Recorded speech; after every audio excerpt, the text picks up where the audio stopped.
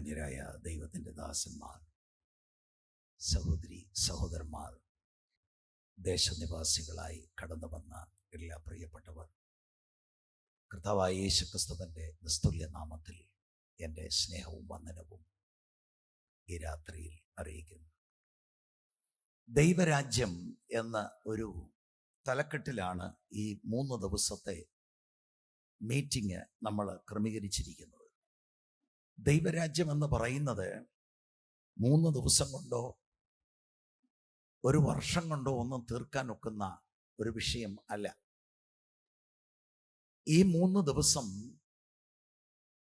ദൈവരാജ്യത്തിലേക്കുള്ള പ്രവേശനത്തോടുള്ള ബന്ധത്തിലാണ് ഞാൻ സംസാരിക്കുവാൻ താല്പര്യപ്പെടുന്നത്. ഇന്ന് രാത്രിയിലത്തെ ചിന്തയ്ക്കായി യോഹന്നാന്റെ സുവിശേഷം 3-ാം അധ്യായം അതിൻ്റെ 1 മുതൽ 3 വരെയുള്ള വചനങ്ങൾ ഇവിടെ പ്രിയ സഹോദരി ബീന പരസ്യമായിട്ട് വായിക്കും. പരീശന്മാരുടെ കൂട്ടത്തിൽ യഹൂദന്മാരുടെ ഒരു പ്രമാണിയായി നിക്കോദിമോസ് എന്നു പേരുള്ള ഒരു മനുഷ്യനുണ്ടായിരുന്നു. അവൻ രാത്രിയിൽ അവന്റെ അടുക്കൽ വന്ന് അവനോട്, റബ്ബി, നീ ദൈവത്തിന്റെ അടുക്കൽ നിന്ന് ഉപദേഷ്ടാവായി വന്നിരിക്കുന്നു എന്ന് ഞങ്ങൾ അറിയുന്നു.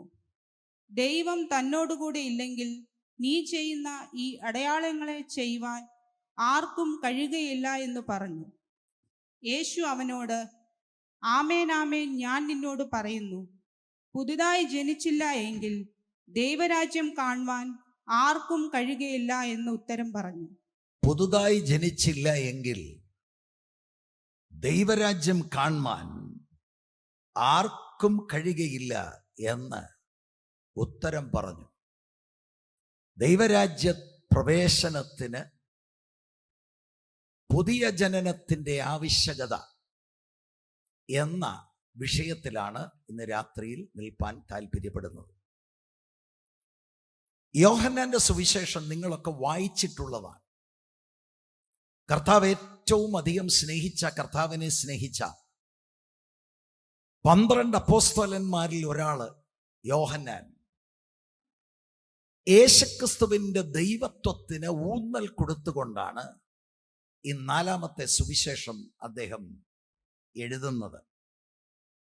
ഈ സുവിശേഷം എഴുതുന്നതിലുള്ള അദ്ദേഹത്തിന്റെ ഉദ്ദേശം, ഈ സുവിശേഷത്തിൽ 20-ാം അധ്യായത്തിന്റെ 31-ാം വചനം, എന്നാൽ യേശു ദൈവപുത്രനായ ക്രിസ്തു എന്ന് നിങ്ങൾ വിശ്വസിക്കേണ്ടതിന്,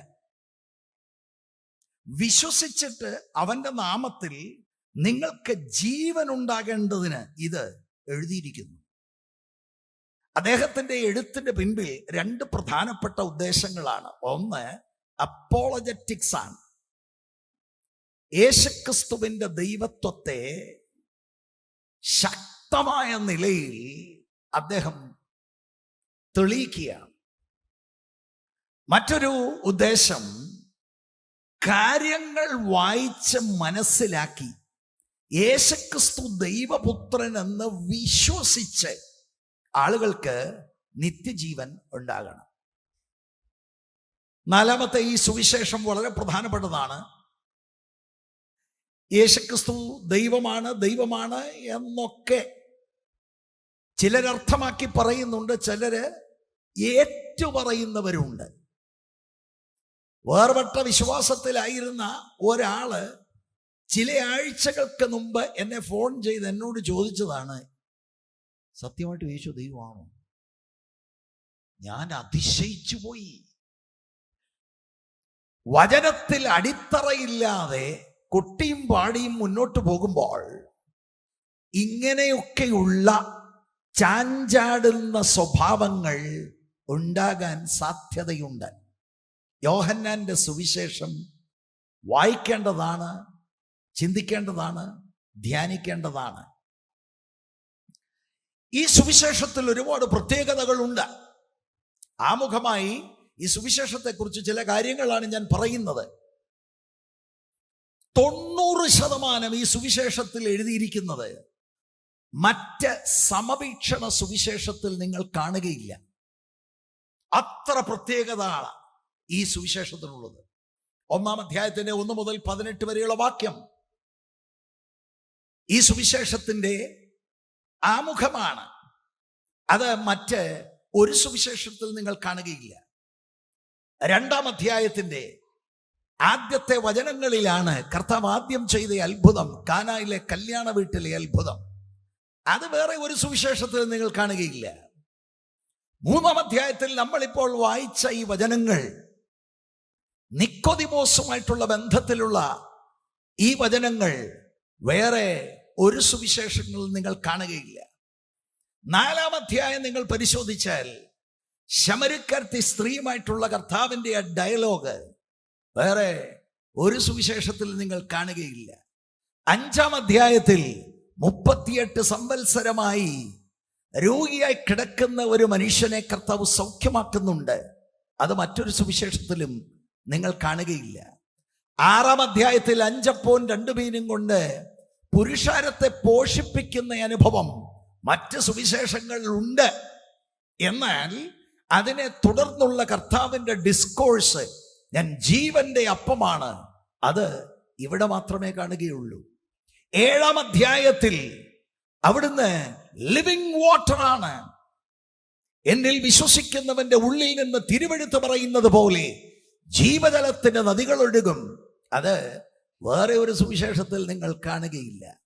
ഇങ്ങനെ ഒരുപാട് പ്രത്യേകതകൾ 8-ാം അധ്യായത്തിൽ വരുമ്പോൾ 21 മുതലുള്ള വചനങ്ങളിൽ വളരെ സ്പഷ്ടമായി, എക്സ്പ്ലിസിറ്റായി യേശു അവിടുത്തെ ദൈവത്വത്തെ കുറിച്ച് പറയുന്നത് മറ്റ് സുവിശേഷങ്ങളിലൊന്നും നിങ്ങൾ കാണുകയില്ല.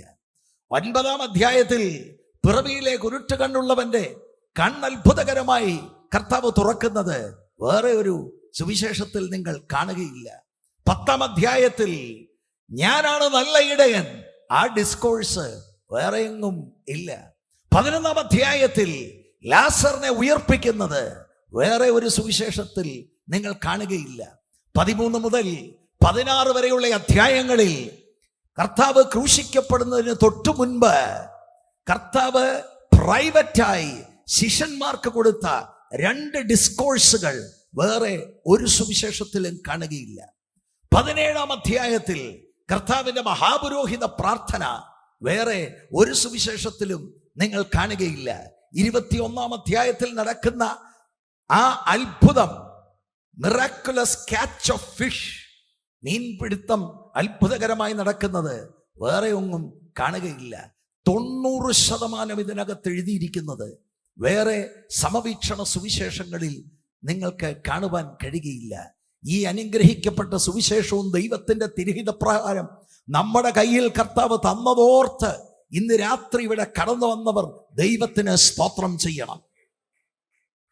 ഈ സുവിശേഷത്തിൽ മറ്റൊരു പ്രത്യേകതയുള്ളത്, 1-ാം അധ്യായം മുതൽ നിങ്ങൾ ശ്രദ്ധിച്ചാൽ ആളുകളുമായിട്ടുള്ള വ്യക്തിപരമായ ഇന്ററാക്ഷനാണ്.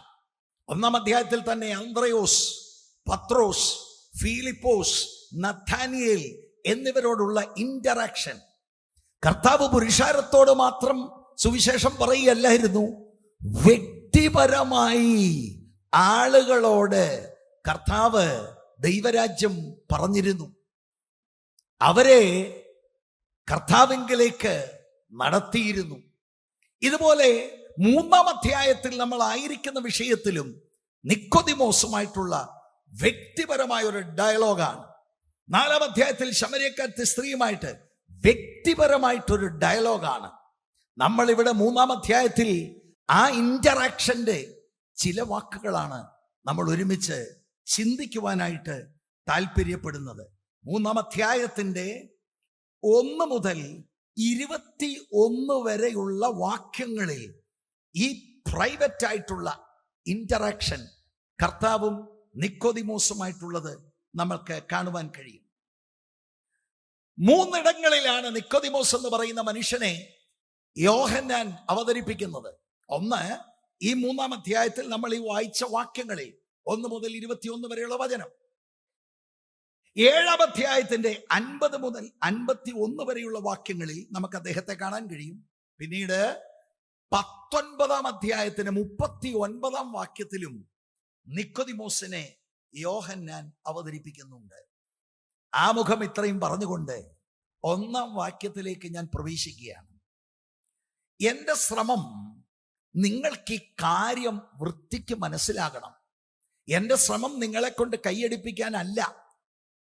എൻ്റെ ശ്രമം നിങ്ങളെ ഏതെങ്കിലും വൈകാരികമായി ചാർജാക്കി ഒരു തലത്തിലെത്തിക്കാനല്ല. ദൈവത്തിൻ്റെ വചനം കൃത്യമായി മനസ്സിലായാൽ ആന്തരികമായി നമ്മുടെ അകത്ത് ഉണർവുണ്ടാകുമെന്ന് വിശ്വസിക്കുന്ന ഒരാളാണ് ഞാൻ. വചനത്തിന് അത് ചെയ്യാൻ കഴിയും.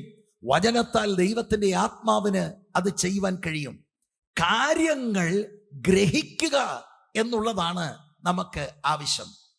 1-ാം വാക്യം ശ്രദ്ധിക്കുക. പരീശന്മാരുടെ കൂട്ടത്തിൽ യഹൂദന്മാരുടെ ഒരു പ്രമാണിയായി നിക്കോദിമോസ് എന്ന പേരുള്ള ഒരു മനുഷ്യൻ ഉണ്ടായിരുന്നു. ഇസ്രായേലിൽ വളരെ ബഹുമാനിക്കപ്പെട്ട ഒരാളാണ് ഈ മനുഷ്യൻ. അങ്ങനെ ഒരു നല്ല പൈതൃകമുള്ള ഒരാളാണ് നിക്കോദിമോസ്. അദ്ദേഹത്തിന്റെ പേരിന്റെ അർത്ഥം ജനങ്ങളുടെ മേൽ വിജയം, Victor over the people.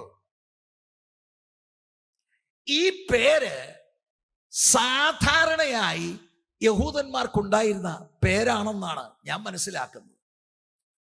Nicodemos എന്ന പേരൊരു കോമൺ പേരായിട്ടാണ് നമ്മൾക്ക് ചരിത്രത്തിൽ നിന്ന് മനസ്സിലാക്കാനായിട്ട് കഴിയുന്നത്. കർത്താവും ഈ ഒരു മനുഷ്യനുമായിട്ടുള്ള ഈ ഇന്ററാക്ഷൻ ശരിക്കും ഒരു മത നേതാവ് എന്ന നിലയിൽ കർത്താവിൻ്റെ ലോങ്ങസ്റ്റ് കോൺവെർസേഷൻ ആണ് ഒരു വ്യക്തിയുമായി സുവിശേഷങ്ങളിൽ കാണുവാൻ കഴിയുന്നത്. ഒരു മത നേതാവിനോട് ഇത്രയും അധികം സമയം ചെലവഴിച്ച മറ്റാരെങ്കിലും ഉണ്ടോ എന്ന് ഞാൻ സംശയിക്കുകയാണ്. കർത്താവ് പറഞ്ഞ ഓരോ വാക്കും വളരെ ഗൗരവമുള്ളതാണ്. ഞാൻ ഈ 1-ാം വാക്യത്തിലേക്ക് പിന്നീട് കടന്നു വരാം. 2-ാം വാക്യം, അവൻ, അതായത് നിക്കോദിമോസ്, രാത്രിയിൽ അവന്റെ, അതായത് കർത്താവിന്റെ അടുക്കൽ വന്നവനോട്, റബി, നീ ദൈവത്തിന്റെ അടുക്കൽ നിന്ന് ഉപദേഷ്ടാവായി വന്നിരിക്കുന്നു എന്ന് ഞങ്ങൾ അറിയുന്നു. ബഹുവചനത്തിലാണ്. ദൈവം തന്നോടുകൂടെ ഇല്ലെങ്കിൽ നീ ചെയ്യുന്ന ഈ അടയാളങ്ങളെ ചെയ്യുവാൻ ആർക്കും കഴിയുകയില്ല എന്ന് പറഞ്ഞു. ശ്രദ്ധിക്കണം, ഈ മനുഷ്യൻ വരുന്ന സമയം അവൻ രാത്രിയിൽ കർത്താവിന്റെ അടുക്കൽ വന്നു എന്നതാണ് രേഖപ്പെടുത്തിയിരിക്കുന്നത്. അതെന്താ രാത്രിയിൽ വരുന്നത് എന്ന് ചോദിച്ചാൽ അവിടെ ഒരു മറുപടിയില്ല, നമുക്ക് അറിഞ്ഞുകൂടാ. പക്ഷെ ന്യായമായ ചില നിഗമനങ്ങൾ നമുക്ക് ഉണ്ടാകാൻ സാധ്യതയുണ്ട്. അതിൽ ഒന്ന്, ഒരു പക്ഷെങ്കിൽ അദ്ദേഹത്തിന് ഒരല്പം ലജ്ജ തോന്നി കാണുമെന്നാണ് ഞാൻ ചിന്തിക്കുന്നത്. വിശദീകരിക്കാം. 3-ാം അധ്യായത്തിന്റെ 10-ാം വാക്യം പറയുന്നത് ഇദ്ദേഹം അറിയപ്പെട്ട ഒരു ബൈബിൾ പണ്ഡിതമാണ്. സാധാരണഗതിയിൽ ആളുകളൊക്കെ അദ്ദേഹത്തിന്റെ അടുക്കലാണ് വരുന്നത്. അങ്ങനെ ഇരിക്കുമ്പോൾ അറിയപ്പെട്ട ഈ വലിയ നേതാവ്, ഈ വലിയ പണ്ഡിതൻ ഗലീലയിൽ നിന്ന് വന്നിരിക്കുന്ന ഈ റബിയുടെ അടുത്ത് പോകുന്നതായി ആരെങ്കിലും കണ്ടാൽ, അയ്യോ മോശമല്ലേ, ആയിരിക്കാം. അവിടെ എഴുതിയിട്ടില്ല, ഒരു നിഗമനമാണ്. മറ്റൊരു ചിന്ത, ഈ രാത്രിയിൽ സന്ധ്യ കഴിഞ്ഞ് വേദശാസ്ത്രപരമായ കാര്യങ്ങൾ ചർച്ച ചെയ്യുന്ന ഒരു പതിവ് യഹൂദന്മാരുടെ പണ്ഡിതന്മാരിൽ ഉണ്ടായിരുന്നു. അതുകൊണ്ട് രാത്രിയിൽ വന്ന് ഗൗരവമേറിയ ചില കാര്യങ്ങൾ കർത്താവുമായി ചർച്ച ചെയ്യാൻ അദ്ദേഹം ആഗ്രഹിച്ച ആവാം. രാവിലെയൊക്കെ ആയിരക്കണക്കിന് ആളുകളുടെ മുൻപിൽ കർത്താവ് നിൽക്കുന്ന എപ്പോഴും പുരുഷാരം കർത്താവിന്റെ കൂടെയുണ്ട് എന്നതുകൊണ്ട് ഈ സമയം തെരഞ്ഞെടുത്ത് കർത്താവിന്റെ അടുക്കൽ വന്ന് ഗൗരവമേറിയ ചില കാര്യങ്ങൾ ചോദിച്ച് മനസ്സിലാക്കാൻ അദ്ദേഹം ആഗ്രഹിച്ചത് കൊണ്ടാകാം ഈ രാത്രിയുടെ സമയം തെരഞ്ഞെടുത്തത്. 3-ാമത്തെ ഒരു ചിന്ത, അദ്ദേഹം കമ്മിറ്റിയിലെ ഒരു അംഗമാണ്. കമ്മിറ്റി എന്ന വാക്ക് നമുക്ക് മനസ്സിലാകുന്ന ഒരു ഭാഷ ഉപയോഗിച്ചതാണ്. സെൻഹെദ്രി സംഘത്തിലെ ഒരാളാണ്, ഒരു ഫരീസയനാണ്. അദ്ദേഹത്തിന്റെ കൂട്ടുപ്രവർത്തകരൊക്കെ കണ്ടാൽ വിമർശിക്കാനിടയായി തീരും. ആ കാലഘട്ടത്തിലെ ഒരു ട്രെൻഡാണ് കർത്താവിന്റെ അടുക്കൽ ചെല്ലുക. കർത്താവുമായിട്ടുള്ള ബന്ധം ആളുകൾക്ക് മനസ്സിലായാൽ യഹൂദന്മാർ പള്ളികളിൽ നിന്ന് പുറത്താക്കിയ ഒരു കാലഘട്ടമാണ്. 9-ാം അധ്യായത്തിലേക്ക് വരുമ്പോൾ അതിന്റെ 22-ാം വാക്യം, യഹൂദന്മാരെ ഭയപ്പെട്ടത് കൊണ്ടത്രേ അവന്റെ അമ്മയപ്പന്മാർ ഇങ്ങനെ പറഞ്ഞത്, അവനെ ക്രിസ്തു എന്ന് ഏറ്റുപറയുന്നവൻ പള്ളിഭ്രഷ്ടനാകണമെന്ന് യഹൂദന്മാർ തമ്മിൽ പറഞ്ഞൊത്തിരുന്നു. ഇതുകൊണ്ടാകാം ഹൈ പൊസിഷനിലിരിക്കുന്ന ഒരു മനുഷ്യനാണ്. ഇങ്ങനെ അദ്ദേഹം യേശുവിന്റെ അടുക്കൽ ചെന്ന്, യേശു വിപ്ലവകരമായ ദൂതുകളാണ് പറയുന്നത്. ഈ 3-ാം അധ്യായത്തിന് മുമ്പ് 2-ാം അധ്യായത്തിൽ ദേവാലയത്തിൽ കയറി ശുദ്ധീകരണം നടത്തിയതൊക്കെ ഒരുപക്ഷെങ്കിൽ നിക്കോദിമോസിന് അറിയാം. പിന്നീടാണ് അത്ഭുതങ്ങളൊക്കെ നടന്നത്. അത് നിക്കോദിമോസ് നേരിട്ട് കണ്ടിട്ടുണ്ട്. അധികാരത്തോടെ ശുശ്രൂഷിക്കുന്നു, നാട്ടുകാരെ പ്രസാദിപ്പിക്കുന്ന ഒരാളല്ല. ഈ യേശുവുമായിട്ട് ആളുകൾ വന്ന് അറ്റാച്ച്ഡ് ആയാൽ കടുത്ത വില കൊടുക്കേണ്ടി വരും. ഇന്നും ആളുകൾക്ക് അതാണ് പ്രശ്നം. യേശുവിനെ വേണോ, പിന്നെ സ്വർഗത്തിൽ പോകണോ, ഓ എന്നാ പിന്നെ നമുക്ക് യേശു പറയുന്ന പോലെ അയ്യോ അതെങ്ങനെ അങ്ങനെ. ഇതൊരു പക്ഷെങ്കിൽ നിക്കോദിമോസിനെ വേട്ടയാടിക്കൊണ്ടായിരിക്കാം അദ്ദേഹം വളരെ കെയർഫുള്ളായി രാത്രിയുടെ മറവിൽ കടന്നു വരുന്നത്. എന്നൊക്കെ പറഞ്ഞാലും വന്നല്ലോ. ചിലരെയൊക്കെ എന്തൊക്കെ പറഞ്ഞാലും ആളുകൾ യോഗത്തിന് വരുന്നില്ല. ഇത് നിക്കോദിമോസ് എന്തേലും ആകട്ടെ, പേടിച്ചായിരിക്കാം, അല്ലെങ്കിൽ അദ്ദേഹം ഇത്ര വലിയ ആള് ഇങ്ങനെ കർത്താവിനെ കാണുന്നതിലുള്ള വിമർശനം ഒഴിവാക്കാനായിരിക്കാം. എങ്ങനെയും ആട്ടെ, വന്നല്ലേ യേശുവിന്റെ അടുക്കൽ. അതോർത്ത് സ്തോത്രം. നിങ്ങളിൽ ചിലർ വന്നതിനായി സ്തോത്രം. വന്നാൽ ഉറപ്പാണ് അന്ന് യേശു സംസാരിക്കും. യോഗങ്ങളിൽ വന്നാൽ, വചനം ശുശ്രൂഷിക്കുന്നിടത്ത് വന്നാൽ വെറുതെ ദൈവത്തിന്റെ ആത്മാവ് നിങ്ങളെ അയക്കത്തില്ല. നിങ്ങളോട് നിങ്ങളുടെ ആത്മ മനുഷ്യൻ ബലപ്പെടുത്തുവാൻ ഉള്ള ഒരു ദൂത് നിന്നോടും നിന്റെ കുടുംബത്തോടും സംസാരിക്കുവാൻ ഇന്നും കർത്താവ് വിശ്വസ്തനാണ്. Praise the lord. ഒരു പ്രധാനപ്പെട്ട കാരണം കൂടെ ഉണ്ട്. ഈ യോഹന്നാന്റെ സുവിശേഷം നിങ്ങൾ പഠിച്ചാൽ ഒരു മോട്ടീഫ് ഉണ്ട്. അത് കെയർഫുൾ ആയിട്ട് വായിക്കുന്നവർക്ക് മനസ്സിലാക്കാൻ കഴിയൂ.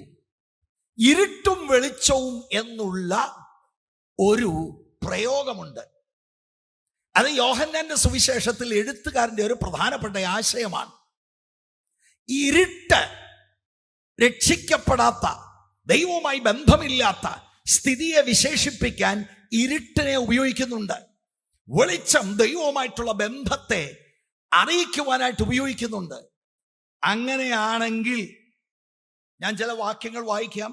8-ാം അധ്യായത്തിന്റെ 12-ാം വാക്യം, യേശു പിന്നെയും അവരോട് സംസാരിച്ചു, ഞാൻ ലോകത്തിന്റെ വെളിച്ചമാകുന്നു, എന്നെ അനുഗമിക്കുന്നവൻ ഇരുളിൽ നടക്കാതെ ജീവന്റെ വെളിച്ചമുള്ളവൻ ആകും എന്ന് പറഞ്ഞു.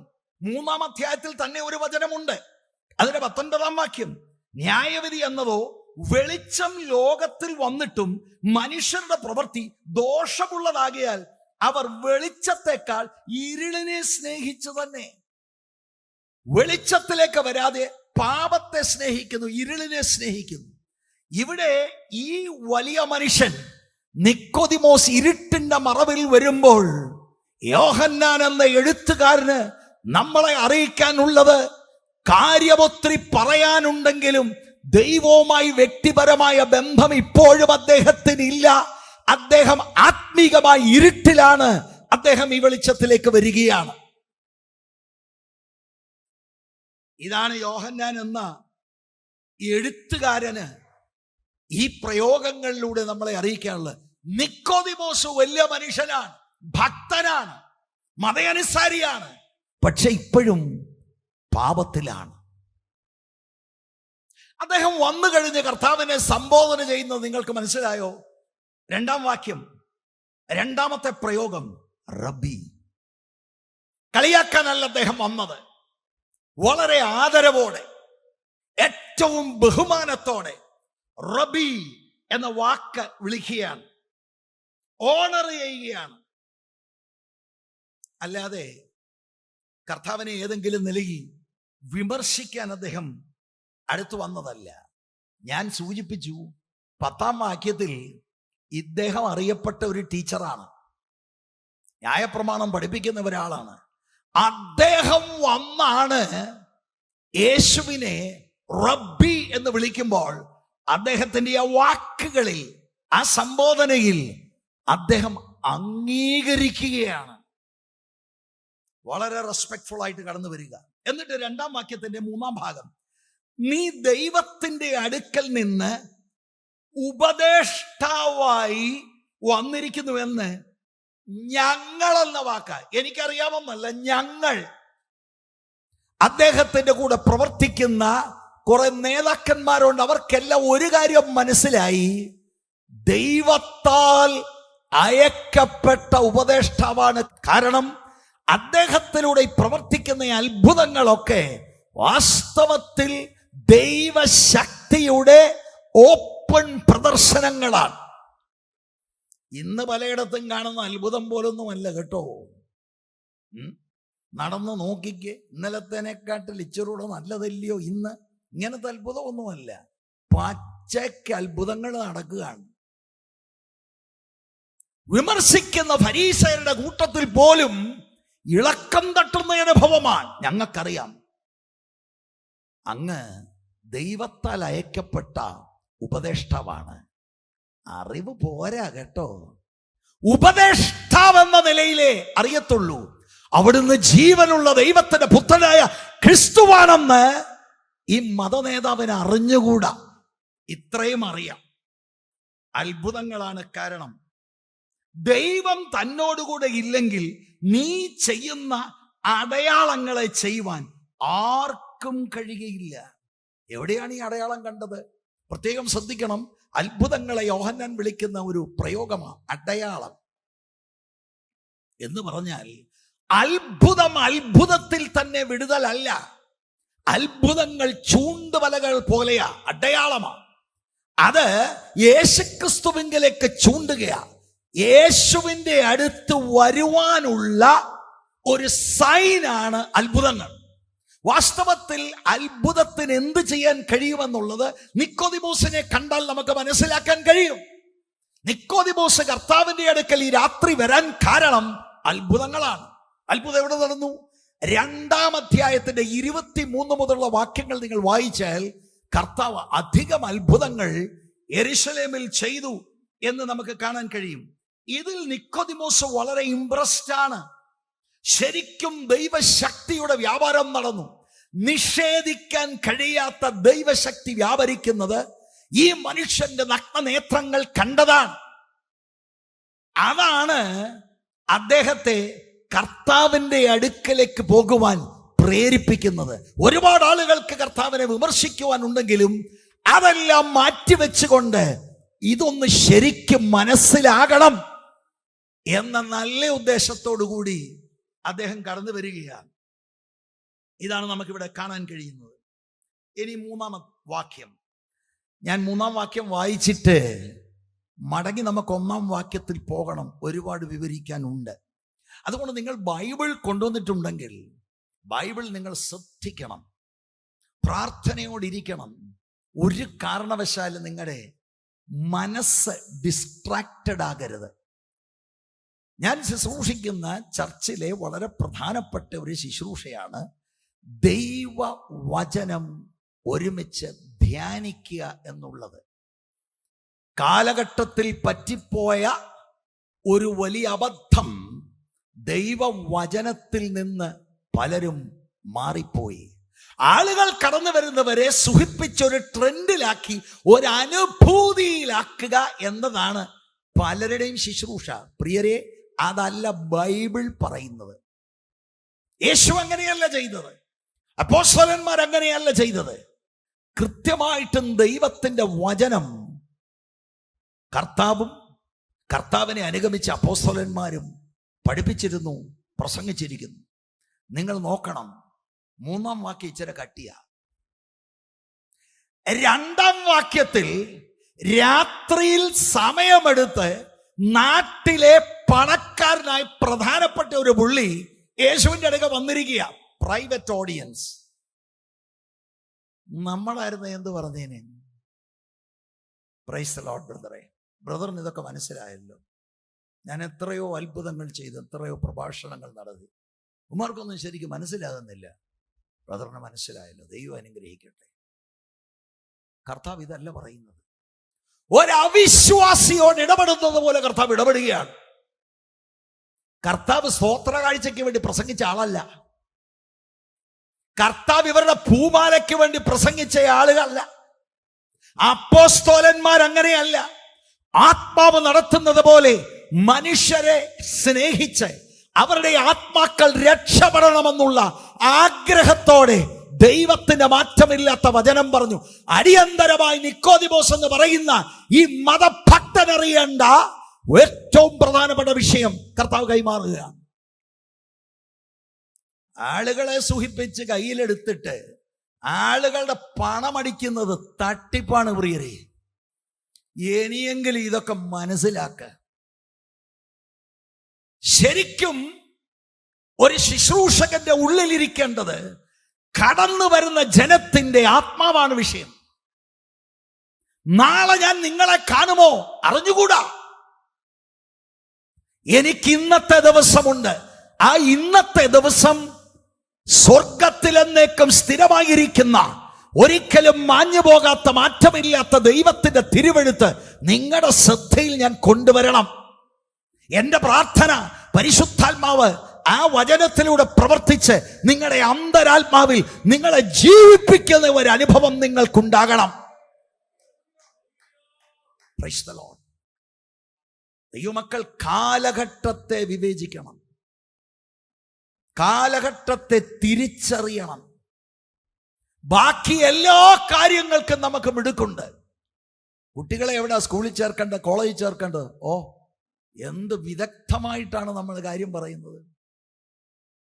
രാഷ്ട്രീയ കാര്യമെന്നോർക്ക് അടുത്ത ഇലക്ഷൻ, ഓ അപ്പോഴത്തേക്കങ്ങ് വാചാലമാകുകയല്ലേ. നമ്മൾ തന്നെ അതിശയിച്ചു പോകും, ഇത്രയധികം ജ്ഞാനം എവിടുന്നാണ്. ഒരു കാര്യം മാത്രം തിരിച്ചറിയാൻ ഒക്കത്തില്ല. പ്രവാചക ഭാഷ എന്ന് പറയാം, അതാ വലിയ കെട്ട്. ആത്മീക കാര്യം എന്തവാ സംഭവമെന്ന് പോലും ആത്മീകരെന്ന് അവകാശപ്പെടുന്നവർക്കും അറിയത്തില്ല. ഭയാനകമാണത്. മലയാളക്കരയിലുള്ള ആളുകളെ എങ്ങനെ വേണേ തിരിച്ചൊടിക്കാം. അതല്ലേ നമ്മുടെ നാടുകളിൽ കണ്ടുവരുന്നത്. വചനത്തിലേക്ക് മടങ്ങി വാ. വചനത്തിൽ ജീവിതം അടിത്തറയിട്. വചനത്തിനാണ് മാറ്റമില്ലാത്തത്. ബാക്കി അഭിപ്രായങ്ങളെല്ലാം മാറും, ഫീലിങ്ങുകളെല്ലാം മാറും, വൈകാരിക ഇളക്കങ്ങളെല്ലാം മാറും. മാഞ്ഞു പോകാത്തത്, മാറിപ്പോകാത്തത് നിത്യമായ ദൈവത്തിന്റെ വചനമാ. അടിസ്ഥാനമിട്ട് വീട് പണിതാൽ ഇളകിപ്പോകേണ്ടി വരികയില്ല. മൂന്നാം വാക്യത്തിലെ കട്ടിയായ ദൂതാണ് ഈ നല്ല വാക്ക് പറഞ്ഞ് കർത്താവിനെ ശ്ലാഘിക്കാൻ വന്നിരിക്കുന്ന നിക്കോദിമോസിനോട് കർത്താവ് പറയുന്നത്. യേശു അവനോട്, ആമേൻ ആമേൻ, ഞാൻ നിന്നോട് പറയുന്നു, പുതുതായി ജനിച്ചില്ല എങ്കിൽ ദൈവരാജ്യം കാണാൻ ആർക്കും കഴിയുകയില്ല എന്ന് ഉത്തരം പറഞ്ഞു. അതിന്റെ ഓരോ വാക്കുകൾ നിങ്ങൾ ശ്രദ്ധിക്കുകയാണ്. യേശു അവനോട്, നിക്കോദിമോസിനോട്. എന്താണ് നിക്കോദിമോസ് വന്ന് പറഞ്ഞത്? ഗുരു, ശരിക്കും ദൈവം അങ്ങയുടെ കൂടെ ഉണ്ട്. ഏനോ അത്ഭുതമാണ്. കർത്താവിനെ അതൊന്നും ഡിസ്കസ് ചെയ്യണ്ട. ബ്രദർ കണ്ടായിരുന്നോ അത്? ഏതത്ഭുതമാണ് ബ്രദർ കണ്ടേ? കർത്താവ് ഇത് ഡിസ്കസ് ചെയ്യുന്നേ ഇല്ല. അങ്ങനെ ഉള്ളവരുടെ വിശ്വാസത്തെ പോലും കർത്താവ് ത്യജിക്കുന്നതായി 2-ാം അധ്യായത്തിന്റെ 24-25 വാക്യത്തിൽ ഉണ്ട്. ഞാൻ പിന്നീട് വന്നോളാം. കർത്താവ് നേരിട്ട് ഏറ്റവും പ്രധാനപ്പെട്ട കാര്യം നിക്കോദിമോസിന്റെ ഹൃദയത്തെയാണ് ടാർഗറ്റ് ചെയ്യുന്നത്. പുതിയതായി ജനിക്കണം. വേറെ ഒന്നുമല്ല കർത്താവിന്റെ ടോക്ക്. ഒരു ചോദ്യവും കർത്താവിനോട് നിക്കോദിമോസ് ചോദിച്ചിട്ടില്ല. പിന്നെന്തിനാ കർത്താവ് ഇങ്ങനെ സംസാരിച്ചത്? ഞാൻ മനസ്സിലാക്കുന്ന പറയാം. നഥാനിയേല് ആരാണെന്നും എവിടെ ഇരുന്നു എന്നും ഒക്കെ ഗ്രഹിച്ച കർത്താവ് അടുത്തേക്ക് നീങ്ങുന്ന നിക്കോദിമോസിന്റെ ഹൃദയത്തിലെ വിചാരവും ചിന്തയും നിത്യതയെ സംബന്ധിച്ചുള്ള ചോദ്യവും കർത്താവ് ശരിക്കും തിരിച്ചറിഞ്ഞു. മാത്രമല്ല 2-ാം അധ്യായത്തിന്റെ 24-25 വാക്യത്തിൽ തന്നിൽ വിശ്വസിച്ചു എന്ന് പറയുന്നവരുടെ വിശ്വാസം പോലും കർത്താവ് തള്ളിക്കളഞ്ഞു. കാരണം മനുഷ്യനിൽ എന്താ ഉള്ളതെന്ന് കർത്താവിന് നന്നായിട്ടറിയാം. ശരിക്കും കർത്താവിനെ സ്കാൻ ചെയ്യുക, എന്നിട്ട് വളരെ ബ്ലണ്ടായി ഒരു നിത്യസത്യം ഇവനോട് പറയുകയാണ്. യേശു അവനോട് അടുത്തത് ആമേൻ ആമേൻ എന്ന് പറഞ്ഞാണ് തുടങ്ങുന്നത്. യോഹന്നാന്റെ സുവിശേഷത്തിൽ മാത്രമേ ഈ പ്രയോഗം നിങ്ങൾക്ക് കാണാൻ കഴിയുകയുള്ളൂ. അർത്ഥം ഇത്രയേ ഉള്ളൂ. ഇനിയും പറയാൻ പോകുന്ന അടിവരയിടണം, വളരെ പ്രധാനപ്പെട്ടതാണ്. ട്രൂലി ട്രൂലി ആമേൻ ആമേൻ. പുതുതായി ജനിച്ചില്ല എങ്കിൽ അവിടെ ഒരു അല്പസമയം നിൽക്കണം. പുതുതായി ജനിച്ചില്ല എങ്കിൽ ഈ സത്യമാണ് കർത്താവ് പറയുന്നത്. ദൈവരാജ്യത്തിലേക്ക് ഒരുവൻ പ്രവേശിക്കണമെങ്കിൽ ഈ ആത്മീയ അനുഭവം, പുതിയതായി ജനിക്കുക, ഇംഗ്ലീഷിൽ ബോൺ എഗെയിൻ, ഒന്നൂടെ ജനിക്കുക. ആ എഗെയിൻ എന്നുള്ളത് മൂലഭാഷ ചെക്ക് ചെയ്താൽ ബോൺ ഫ്രം അബവ്, ഉയരത്തിൽ നിന്ന് ജനിക്കുക എന്നൊക്കെ അർത്ഥം വരുന്ന കാര്യമാണ്. അതാണ് അടിയന്തരമായി നിനക്ക് ആവശ്യം. അല്ലെങ്കിൽ ദൈവരാജ്യം, ദൈവത്തിന്റെ ഭരണത്തിൽ ആർക്കും പ്രവേശനമില്ല. എന്താ ഇതിനകത്ത് നമ്മൾ മനസ്സിലാക്കുന്നത്? ഈ വലിയ മനുഷ്യൻ ദൈവരാജ്യത്തിന് വെളിയിലാണെന്നല്ലേ? പ്രധാനമായി എനിക്ക് നിങ്ങളെ അറിയിക്കാൻ നിയോഗം അവിടെയാണ്. ഫിസിക്കലായി അക്ഷരികമായി ജനിച്ചത് കൊണ്ട് ദൈവത്തിന്റെ ഭരണത്തിന്റെ കീഴിൽ വരികയില്ല. കേവലം ഒരു യഹൂദനായതുകൊണ്ടോ ഫരീസയനായതുകൊണ്ടോ കുറെ മത ആചാരങ്ങൾ അനുഷ്ഠിച്ചത് കൊണ്ടോ ജീവനുള്ള ദൈവത്തിന്റെ ഭരണത്തിന്റെ കീഴിൽ ആകത്തില്ല. ഒരു ആത്മീയ അനുഭവം ഉണ്ടാകണം. ഒന്നുകൂടെ ജനിക്കണം, ആത്മീകമായി ഉയരത്തിൽ നിന്ന് ജനിക്കണം, പുതിയതായി ജനിക്കണം. 3-ാം വാക്യത്തിൽ പറഞ്ഞൊന്നും അദ്ദേഹത്തിന് മനസ്സിലായില്ല കേട്ടോ. അതിപ്പോൾ ഞാൻ പറയുന്നത്, പിന്നീട് അതിലേക്ക് ഞാൻ വന്നോളാം. 4-ാം വാക്യത്തിലൊക്കെ അദ്ദേഹം വളരെ വിചിത്രമായ ഒരു ചോദ്യമൊക്കെയാണ് ചോദിക്കുന്നത്. അതുകൊണ്ട് കർത്താവ് പിന്നെ ഈ പുതിയ ജനനത്തെക്കുറിച്ച് വിശദീകരണം നടത്തുന്നതാണ് 5-ാം വാക്യം. വെള്ളത്താലും ആത്മാവിനാലും ജനിക്കണം, അതാണ് പുതിയ ജനനം. അതൊക്കെ പിന്നീട് വിശദീകരിക്കേണ്ടതാ. ഇപ്പോൾ ഞാനത് കുറെ കാര്യങ്ങൾ ഇതിനോടുള്ള ബന്ധത്തിൽ മാത്രം പറയുക. 5-ാം വാക്യം കൂടെ നമ്മൾ പരിശോധിച്ചാൽ ഈ പുതിയ ജനനം എന്ന് പറയുന്ന അപാര അത്ഭുതം മനുഷ്യരുടെ ഹൃദയത്തിൽ ദൈവം ചെയ്യുക, അത് നിമിത്തം ദൈവത്തിന്റെ ജീവൻ മനുഷ്യന്റെ ആത്മാവിനകത്ത് വരികയാണ്. വളരെ ശ്രദ്ധിക്കണം. ക്രൈസ്തവ സമൂഹം ശ്രദ്ധിക്കണം. ക്രൈസ്തവ സമൂഹത്തിൽ വേർപെട്ടു നിൽക്കുന്നുവെന്ന് പറയുന്നവർ ശ്രദ്ധിക്കണം. ഓളമല്ല ക്രിസ്തീയ ജീവിതം. ഈ അപാര അത്ഭുതം നിങ്ങളുടെ ജീവിതത്തിൽ സംഭവിച്ചിട്ടുണ്ടോ? ഇതിന് നമുക്കൊന്നും ചെയ്യാനൊക്കത്തില്ല. ദൈവം അവിടുത്തെ അപാര ശക്തിയാൽ, ആത്മാവിനാൽ, വചനത്താൽ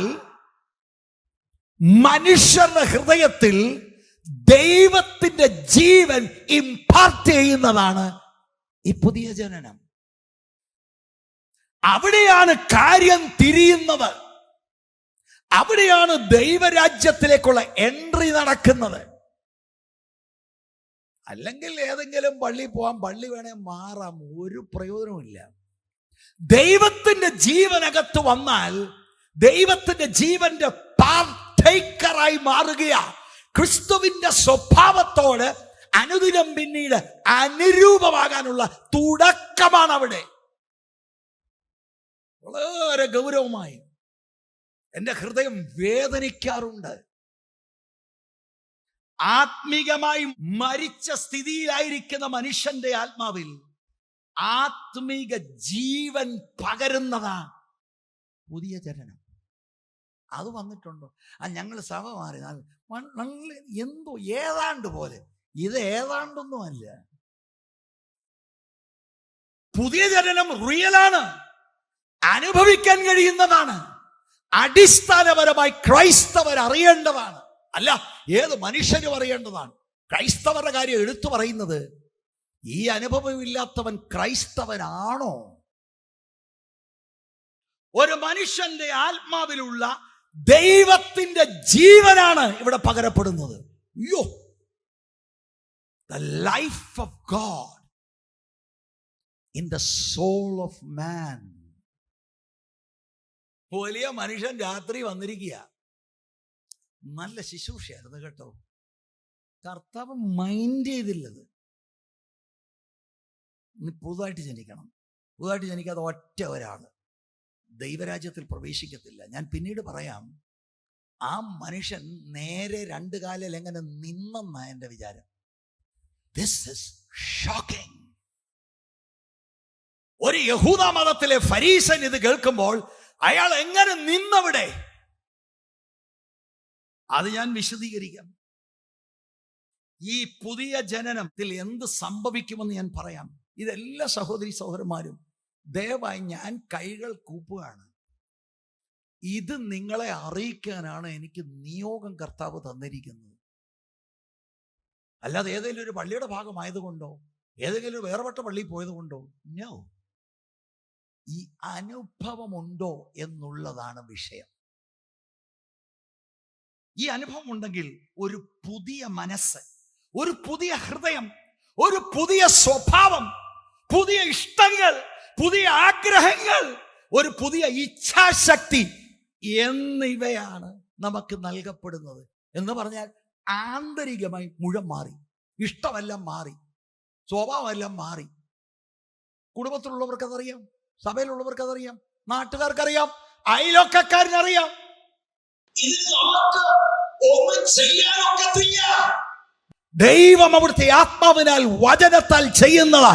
ഇന്ന് രാത്രിയിലും ഈ നിത്യസത്യങ്ങൾ പകരപ്പെടുമ്പോൾ ആത്മപ്രവൃത്തി ഉണ്ടായി ഇരിക്കുന്ന ഇടത്ത് ദൈവം ചില ആളുകളുടെ ഹൃദയത്തെ മാറ്റും, രൂപാന്തരപ്പെടുത്തും. ഇതില്ലാത്തത് കൊണ്ടല്ലേ സഭകളിൽ ഗുണ്ടായിസം, കോടതിയിൽ ചെന്ന് കേസ് കൊടുക്കുന്നു, എന്തെല്ലാം പരിപാടികളാ. അതെങ്ങനാ? ലോക മനുഷ്യനും ആത്മീകനായി എന്ന് പറയുന്നവനും തമ്മിലുള്ള വ്യത്യാസം എന്താ? ഇത് കണ്ടിട്ടും നിഷ്ക്രിയരായി ഒന്നും അറിയാത്തവരെ പോലെ നമ്മളിങ്ങനെ പാട്ടും പാടി പോവുക. നോ നോ, ഹ്യൂജ് ഡിസപ്ഷനാണ് നടക്കുന്നത്. എൻ്റെ പ്രിയപ്പെട്ടവരെ തിരിച്ചറിയണം. എനിക്ക് കിട്ടുന്ന വേദികളിലെല്ലാം ഞാനിത് പറയാൻ ശ്രമിക്കുന്നുണ്ട്. ഭയങ്കര കൂറ്റൻ ചതിവാണ് നടക്കുന്നത്. ഒരു സമൂഹം നിത്യജീവൻ ഉള്ളിലില്ലാതെ അവർ രക്ഷിക്കപ്പെട്ടുവെന്ന ധാരണയിലാണ്. രക്ഷിക്കപ്പെടാതെ, പുതുതായി ജനിക്കാതെ രക്ഷിക്കപ്പെട്ടു എന്ന് ഒരു മനുഷ്യൻ അന്ത്യശ്വാസം വലിക്കുന്നിടം വരെ വിശ്വസിച്ചുകൊണ്ടിരുന്ന് അവൻ മരിച്ചു കഴിഞ്ഞാൽ it is shocking and it will be too late. സകലതും പഴയതായിട്ടുള്ളത് മാറിപ്പോകും, എല്ലാം പുതിയതായി തീരുന്ന അനുഭവം നമ്മളെ അകത്ത് നിന്ന് റാഡിക്കലായി കംപ്ലീറ്റായി മാറ്റുന്ന അനുഭവം. ഇതാണ് ഈ രാത്രിയിൽ ഈ മനുഷ്യൻ വന്ന് യേശുവിനോട് നല്ല കാര്യം പറയുമ്പോൾ ബ്ലണ്ടായിട്ട് പറയാ. ഞാൻ മനസ്സിലാക്കിയത് നിങ്ങളോട് പറയാം. യേശു ഈ മനുഷ്യനെ സ്നേഹിച്ചു. ഫരീസന്മാരൊക്കെ അവന്മാരൊന്നും ഗുണപ്പെടുന്നവർ പോട്ടെന്ന് എവിടെയെങ്കിലും. ഇതല്ല യേശു വിചാരിച്ചത്. യേശുവിന് ആയിരക്കണക്കിന് ആളുകളെ കാണുമ്പോൾ മാത്രമല്ല ദൂത് വരുന്നത്, ഒറ്റയാൾ ആളിന്റെ കൂടെ സമയം ചെലവഴിക്കാൻ സ്വർഗീയ മഹിമകളെ വെടിഞ്ഞ് താണഭൂമിയിൽ 33.5 വയസ്സിൽ എന്ന ലിമിറ്റഡ് പീരിയഡിൽ വന്നിരിക്കുമ്പോൾ ഒരു രാത്രിയിൽ ഒരു മനുഷ്യൻ വരുമ്പോൾ അവന്റെ ആത്മാവ് നിത്യതയിൽ തന്നോടുകൂടി ആയിരിക്കണമെന്നത് പരിഗണിച്ചുകൊണ്ട് സത്യം സത്യമായി വെള്ളം ചേർക്കാതെ പറഞ്ഞ നാഥനെ ഇന്ന് രാത്രി നമ്മൾ ഓർക്ക്. ഈ നാഥനെ അനുഗമിക്കാനാണ് കർത്താവ് നമ്മളെ വിളിക്കുന്നത്. ഈ യേശുവിനെയാണ് ഉപദേശിമാർ അനുഗമിക്കേണ്ടത്. അല്ലാതെ ഉൾപ്പിറ്റ് കിട്ടുമ്പോൾ അതും ഇതും പറഞ്ഞ് ജോക്കടിക്കുകയല്ല. പണ്ടെന്നോട് ഒരാൾ പറഞ്ഞു, നമുക്ക് ആ മറ്റേ പുള്ളി ഒന്ന് വിളിച്ചാലോ? ഞാൻ ചോദിച്ചാൽ എന്താ പുള്ളിയുടെ കൃപ? എൻ്റെ പാസ്റ്ററേ 2 മണിക്കൂർ ഞങ്ങൾ കേട്ടു, ചിരിച്ച് ചിരിച്ച് മണ്ണ് കപ്പിയെന്നു. അത് സുവിശേഷ വേലയല്ല, പച്ച മലയാളത്തിൽ പറയാം, തട്ടിപ്പാണത്. യേശു രാത്രിയിൽ നിക്കോദിമോസ് വരുമ്പോൾ എന്റർടൈനർ അല്ല, ഹി സ്പോക്ക് ദ ട്രൂത്ത്. അതാ സ്നേഹം. സ്നേഹം എന്താന്ന് പോലും നമുക്ക് അറിഞ്ഞുകൂടാ. സ്തോത്രം. യേശുവിന്റെ വാക്കുകൾ, പുതുതായി ജനിച്ചില്ല എങ്കിൽ ദൈവരാജ്യം കാണാൻ, 5-ാം വാക്യത്തിൽ ഇരിക്കുന്ന കടപ്പാൻ, കാണുക, കടക്കുക, അർത്ഥം അനുഭവിക്കുക, ഭാഗവാക്കാകുക. ദൈവരാജ്യം കാണുവാൻ ആർക്കും കഴിയുകയില്ല. നിക്കോദിമോസേ, എടാ പരമഭക്ത, നിനക്കും കഴിയത്തില്ല. നീ ചിന്തിക്കുന്ന നീ ഭയങ്കര ആത്മീയനാന്നല്ലേ? No, you are out of the kingdom. അതാണ് കർത്താവിന്റെ സ്നേഹം. അവൻ ഇപ്പോൾ ദൈവരാജ്യത്തിലല്ല എന്ന് പറഞ്ഞാൽ അതിന്റെ അർത്ഥം എന്താ എന്ന് പറഞ്ഞാൽ, ഈ വലിയ മതഭക്തന് ദൈവവുമായി വ്യക്തിപരമായ ബന്ധമില്ല. ഞാൻ സഭയിലെ സെക്രട്ടറി ആകട്ടോ, അതൊക്കെ അവിടെ ഇരിക്കട്ടെ. ക്രിസ്തുവിലൂടെ പിതാവാം ദൈവവുമായി വ്യക്തിപരമായ ബന്ധമുണ്ടോ? തമ്പേറടിക്കുമ്പോൾ മൂപ്പിക്കുന്നതല്ല ബന്ധം. ദൈനംദിന ജീവിതത്തിൽ ഈ ബന്ധത്തിലാണോ നടക്കുന്നത്? ഷോക്കാണിത്. 7-ാം വാക്യത്തിൽ നിങ്ങൾ പുതുതായി ജനിക്കണം എന്ന് ഞാൻ നിന്നോട് പറയാൽ ആശ്ചര്യപ്പെടരുതെന്ന് എന്ന് പറഞ്ഞാൽ എന്താ? വേറിട്ട് പോയി. എന്തോ ഈ പറയുന്നത്? You mean I am out of the kingdom? നമ്മുടെ ചിന്ത എങ്ങനെയാണെന്നറിയാം. ഏതായാലും എന്നോട് അങ്ങനെ പറയത്തില്ല. No no no no. അവിടെയാണ് നമ്മുടെ മിസ്റ്റേക്ക്. ഞാൻ നിക്കോദിമോസിന്റെ ആ ജീവിതത്തെ ഞാൻ നിങ്ങളുടെ മുൻപിൽ വയ്ക്കാം. അപ്പോഴാണ് നമുക്ക് ആ ഷോക്ക് ഉണ്ടാകുന്നത്. How can this B? മറ്റൊരു നിലയിലും വെൽക്കം ചെയ്യുകയോ അവനോടൊരു പോസിറ്റീവ് റെസ്പോൺസോ ഒന്നുമല്ല. കൃത്യമായി കർത്താവ് ഇടപെടുക, ഒരവിശ്വാസി എന്നതുപോലെ. എന്ന് പറഞ്ഞാൽ നിക്കോദിമോസ് കർത്താവിൻ്റെ ദൃഷ്ടിയിൽ പാപിയാണ്, നരകത്തിലേക്ക് പോയിക്കൊണ്ടിരിക്കുക. നീ പുതുതായിട്ട് ജനിക്കണം, ഒന്നുകൂടെ ജനിക്കണം, ഉയർത്തിൽ ജനിക്കണം. ഇതാണ് കർത്താവ് പറയുന്നത്. ഇതൊരു മതഭക്തിയുള്ള ഒരു യഹൂദനെ സംബന്ധിച്ചോളം ഷോക്കാണ്. നിക്കോദിമോസ് ഉറപ്പായിട്ടും തികച്ചും ധാർമ്മികമായ ജീവിതം നയിക്കുന്നവനാ. മോശയുടെ ന്യായപ്രമാണത്തെ തന്നാലാവോളം പഠിച്ച് മനസ്സിലാക്കി പ്രമാണിക്കാനായി ഉത്സാഹിക്കുന്നയാളാ. പക്ഷേ ഞാൻ സൂചിപ്പിച്ചതുപോലെ അവൻ ഇരുട്ടിലാണ്, രാത്രിയുടെ മറവിൽ വന്നിരിക്കുകയാണ്. അവൻ വെളിച്ചം കാണണം. നല്ലയാളാണോ? അവൻ നല്ലയാളാ. പക്ഷെ കർത്താവിനത് വിഷയമല്ല. അവൻ പാപിയാണ്. ദൈവവുമായിട്ട് അവന് വ്യക്തിപരമായ ബന്ധമില്ല. ഇന്നത്തെ ക്രിസ്ത്യാനിറ്റിയെ ഈ കാര്യം അറിയിക്കണം. എല്ലാം ഒരു മതം പോലെ ചടങ്ങുകളായി പോകുകയാണ്. വേർപെട്ട സമൂഹത്തിൽ സഭായോഗം നമുക്ക് തന്നെ അറിയാലോ എന്താ സഭായോഗത്തിൽ. ഒന്ന് പ്രാർത്ഥിച്ചു തുടങ്ങുന്നുണ്ട്. 2 പാട്ട്, 2-ാം പാട്ടിൻ്റെ അവസാനത്തെ 2-3 ആഞ്ഞു പാടുക, പിന്നെന്താ നമുക്ക് എഴുന്നേറ്റ് നിൽക്കുക, ഇങ്ങനെയൊക്കെ പോവുകയാണ്. എല്ലാവരെയും സന്തോഷിപ്പിക്കുന്ന വാക്യം. പ്രിയ സഹോദരി സഹോദരന്മാരെ, തിരുവല്ല ദേശമേ, ഉറക്കത്തിൽ നിന്ന് ഉണര്, ഉറക്കത്തിൽ നിന്ന് ഉണര്. ഞാൻ മനസ്സിലാക്കുന്ന പറയാം. നിക്കോദിമോസിനോട് കർത്താവിന് സ്നേഹമായിരുന്നു. ഞാൻ വിശ്വസിക്കുന്നത് നമ്മളോട് ഓരോരുത്തരോടും കർത്താവിന് ആഴമേറിയ സ്നേഹമുള്ളത് കൊണ്ടാണ് ഈ ദൈവവചനത്തിലൂടെ വളരെ ഗൗരവമേറിയ കാര്യങ്ങൾ ഇന്ന് രാത്രിയിൽ ഇടപെടുന്നത്. അനുഭവമില്ലെങ്കിൽ പേടിക്കണ്ട. ഈ അനുഭവം തരുന്ന ദൈവത്തിൻ്റെ ആത്മാവ് ഇതിനകത്ത് ചലിച്ചു കൊണ്ടിരിക്കുകയാണ്. നമ്മുടെ അന്തർഭാഗത്തേക്ക്, അയ്യോ എനിക്ക് അങ്ങനെ ഒരു ആന്തരിക ബന്ധമില്ല, ഞാൻ ആളുകളെ കാണിക്കുന്നതേ ഉള്ളൂ. കരയണം, കർത്താവേ ഇന്ന് രാത്രി മടങ്ങുന്നതിന് മുമ്പ് ഇരുട്ടിൽ നിന്ന് വെളിച്ചത്തിലേക്ക് എന്നെ നയിക്കണം. ഇരുട്ടിനെ ഞാൻ വെറുക്കുന്നു. അയ്യോ ഇതൊരു ഇരട്ടത്താപ്പാണ്. ഭാര്യയുടെ മുൻപിൽ, ആളുകളുടെ മുൻപിൽ നല്ല വെള്ള ചമയം ഞാൻ നടക്കുകയാണ്. പക്ഷെ എനിക്കറിയാം എൻ്റെ അകം പാപത്തിൽ പുളയുവാൻ ആഗ്രഹിക്കുന്നു. എൻ്റെ അകത്ത് പാപത്തോടുള്ള ഭയങ്കര അറ്റാച്ച്മെന്റ്. പക്ഷെ എനിക്കിത് വേണ്ട. എനിക്ക് ദൈവത്തിന്റെ രാജ്യം, വെളിച്ചത്തിന്റെ രാജ്യം, കൃപയുടെ രാജ്യം, അനുഗ്രഹത്തിന്റെ രാജ്യം, നിത്യതയിൽ കൊണ്ടുപോകുന്ന ഈ രാജ്യത്തിൽ എനിക്ക് പ്രവേശിക്കണം. ഇന്ന് രാത്രിയിൽ അത് നടക്കും. ഇന്ന് രാത്രിയിൽ അത് നടക്കും. നിക്കോദിമോസ് ദൈവരാജ്യത്തിലല്ലെങ്കിൽ ആർക്കാകാൻ സാധിക്കും? Praise the lord. ദൈവരാജ്യത്തിന് ഞാനൊരു ചെറിയ വിശദീകരണം തരാം. എന്താണ് ഈ ദൈവരാജ്യം? സുവിശേഷങ്ങളിലുടനീളം നമുക്ക് ഈ വാക്ക് കാണാം, ദൈവരാജ്യം.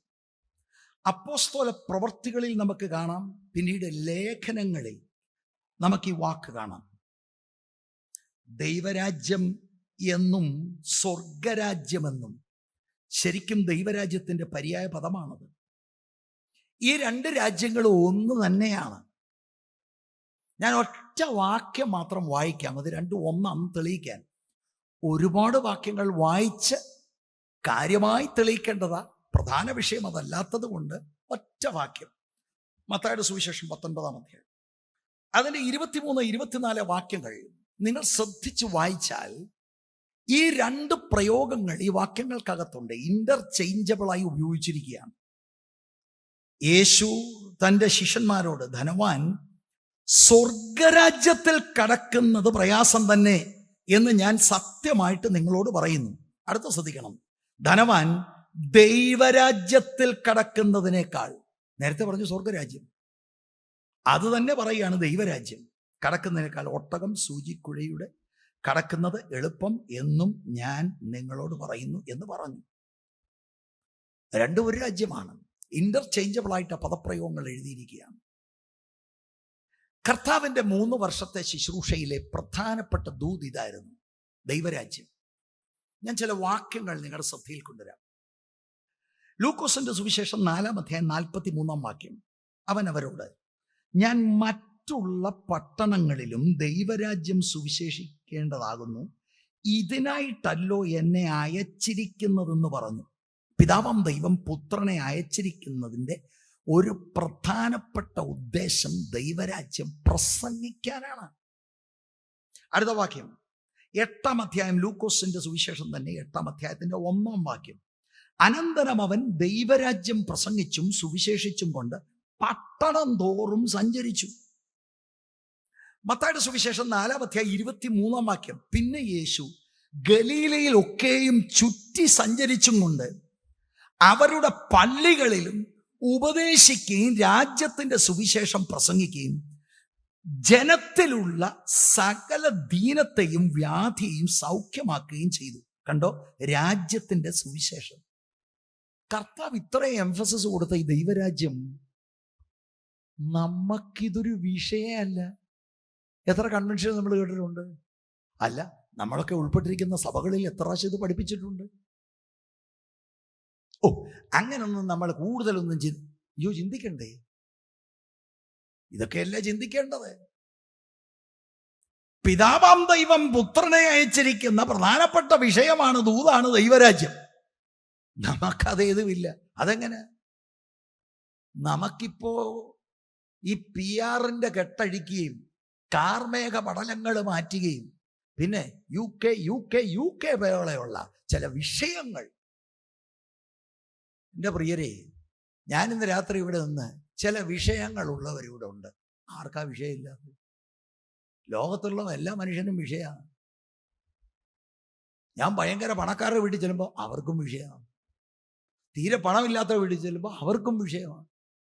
ഇങ്ങനെ വിഷയമെല്ലാം കൂടെ പൂർത്തീകരിച്ചിട്ട് ബൈബിളിലെ സന്ദേശങ്ങൾ വല്ലതും നമുക്ക് മനസ്സിലാക്കാൻ ഒക്കുമോ?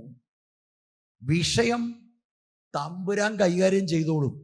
മുൻപേ അവൻ്റെ രാജ്യവും നീതി അന്വേഷിച്ചാൽ അതോടുകൂടി ഇതൊക്കെയും ഉണ്മാനുള്ളത്, കുടിക്കാനുള്ളത്, ധരിക്കാനുള്ളത് തമ്പുരാൻ കരുതിക്കൊള്ളും. കർത്താവിന്റെ പ്രഭാഷണം മാത്രമല്ല, നോയിക്കേ, 12 പേരെ കർത്താവ് തിരഞ്ഞെടുത്തു, ശിഷ്യന്മാരെ. മത്തായിയുടെ സുവിശേഷം 10-ാം അധ്യായം 1-ാം വാക്യം 7-ാം വാക്യം. അനന്തരം അവൻ തന്റെ 12 ശിഷ്യന്മാരെയും അടുക്കൽ വിളിച്ചു, അശുദ്ധാത്മാക്കളെ പുറത്താക്കുവാനും സകലവിധ ദീനവും വ്യാധിയും പൊറുപ്പിപ്പാനും അവർക്ക് അധികാരം കൊടുത്തു. 7-ാം വാക്യം, നിങ്ങൾ പോകുമ്പോൾ സ്വർഗരാജ്യം സമീപിച്ചിരിക്കുന്നു എന്ന് ഘോഷിപ്പീൻ. 12 പേരിൽ മാത്രം പരിമിതപ്പെടുത്തരുത്. 70 പേരെ പിന്നെ തെരഞ്ഞെടുത്തു. ലൂക്കോസ് 10-1-ാം വാക്യം 9-ാം വാക്യം. അനന്തരം കർത്താവ് വേറെ 70 പേരെ നിയമിച്ചു. താൻ ചെല്ലുവാനുള്ള ഓരോ പട്ടണത്തിലേക്കും സ്ഥലത്തിലേക്കും അവരെ തനിക്ക് മുൻപായി 2 അയച്ചു. അവരോട് പറഞ്ഞത്, അതിലെ രോഗികളെ സൗഖ്യമാക്കി ദൈവരാജ്യം നിങ്ങൾക്ക് സമീപിച്ചു വന്നിരിക്കുന്നു എന്ന് അവരോട് പറവീൻ. യേശു പ്രസംഗിച്ചു. 12 പേരെ തെരഞ്ഞെടുത്ത് അവരെ അയക്കുന്നതും ഈ വിഷയമാണ്, പ്രസംഗിക്കുവാൻ. 70 പേരെ തെരഞ്ഞെടുത്തു. ഇനിയും കേക്ക്, നമ്മുടെ വാഴ്ത്തപ്പെട്ട കർത്താവ് തിരുവെഴുത്തിൻ പ്രകാരം മരിച്ചടക്കപ്പെട്ട് ഉയർത്തെഴുന്നേറ്റ് കഴിഞ്ഞിട്ട് എന്താണ് ചെയ്തത്? അപ്പോസ്തല പ്രവൃത്തി 1-ാം അധ്യായത്തിലേക്ക് വരുമ്പോൾ എഴുത്തുകാരൻ ലൂക്കോസ് അതിന്റെ 2-ാം വാക്യത്തിൽ അവൻ കഷ്ടം അനുഭവിച്ച ശേഷം 40 നാളോളം അവർക്ക് പ്രത്യക്ഷനായി ദൈവരാജ്യം സംബന്ധിച്ച് കാര്യങ്ങൾ പറഞ്ഞുകൊണ്ടു. ദൈവരാജ്യം എങ്ങനെയാണ് നമ്മൾ ഈ ദൈവരാജ്യം മനസ്സിലാക്കേണ്ടത്? നമുക്ക് മനസ്സിലായി, വളരെ ഇമ്പോർട്ടൻ്റ് ആയിട്ടുള്ള കാര്യമാണ്. നിക്കോദിമോസിനോട് പറഞ്ഞ ഈ ദൈവരാജ്യത്തിൽ പ്രവേശിക്കണമെങ്കിൽ പുതുതായിട്ട് ജനിക്കണം. എന്താ ഈ ദൈവരാജ്യം? യേശുവിന്റെ പ്രസംഗത്തിൽ അത് ഇമ്പോർട്ടൻ്റ് ആണ്. അയക്കപ്പെട്ട ശിഷ്യന്മാരിലും അതാണ് പ്രതീക്ഷിച്ചത്. പക്ഷെ ചോദ്യം ഇതാണ്, നമ്മൾ എങ്ങനെയാണ് ഈ ദൈവരാജ്യം മനസ്സിലാക്കേണ്ടത്? തിരുവെഴുത്ത് നമ്മൾ പഠിക്കുമ്പോൾ ദൈവരാജ്യത്തിന് വ്യത്യസ്ത നിലകളിൽ അർത്ഥമുണ്ട്. അതിൽ ഒരർത്ഥം സഹസ്രാബ്ദ രാജ്യം എന്ന ഒരാശയം ഉണ്ട്. അക്ഷരികമായി ഈ ഭൂമിയിൽ 1000 ആണ്ട് നമ്മുടെ കർത്താവ് ഭരിക്കും. ഒരു സംശയം വേണ്ട, തിരുവെഴുത്തിലെ ഒരു സത്യമാണ്. അതിനുശേഷം നിത്യരാജ്യം. എന്നാൽ യേശുവിൻ്റെ 1-ാം വരവിൽ അവിടുന്ന് ഇൻട്രൊഡ്യൂസ് ചെയ്യുന്നത് ഒരാത്മീക രാജ്യമാണ്. അത് സംബന്ധിച്ചുള്ള തെളിവുകൾ ഞാൻ നിങ്ങളുമായിട്ട് പങ്കുവെക്കാം. അപ്പൊ ഇത് ശ്രദ്ധിച്ച് കേൾക്കണം. യഹൂദന്മാർ ദൈവരാജ്യം വിശ്വസിച്ചിരുന്നു. മശിയ വരുമെന്നും അവർ വിശ്വസിച്ചിരുന്നു. പക്ഷെ അവരുടെ സങ്കല്പത്തിലെ ആശയമല്ല കർത്താവ് പറയുന്നത്. അവര് കുട്ടിക്കാലം തൊട്ടേ പഠിച്ചു വെച്ചിരുന്നത് മശിയ വരുമ്പോൾ അക്ഷരികമായ ദൈവരാജ്യം ഇവിടെ സ്ഥാപിക്കും. അവരതിനു വേണ്ടി ആഗ്രഹിച്ച് അതിനുവേണ്ടി ഒരുങ്ങിക്കൊണ്ടിരിക്കുന്ന ഒരു സമൂഹമാണ് യഹൂദൻ. അതുകൊണ്ട് അവർ ചിന്തിച്ചത് മശിയ വരുമ്പോൾ ഒരു പട്ടാള മേധാവിയായിരിക്കും. അവരെ ഭരിച്ചുകൊണ്ടിരിക്കുന്ന റോമൻ സാമ്രാജ്യത്തെ തകിടം മറിച്ചുകൊണ്ട് ഈ പട്ടാള മേധാവിയായിരിക്കുന്ന മശിയ ദൈവരാജ്യം സ്ഥാപിക്കും. ഇത് കർത്താവിന്റെ ശിഷ്യന്മാരിലും ഈ ആശയമുണ്ടായിരുന്നു. ആത്മീക രാജ്യം അവരങ്ങനെ ചിന്തിച്ചു പോലുമില്ല. അവർക്ക് ഷോക്കിംഗാണ്.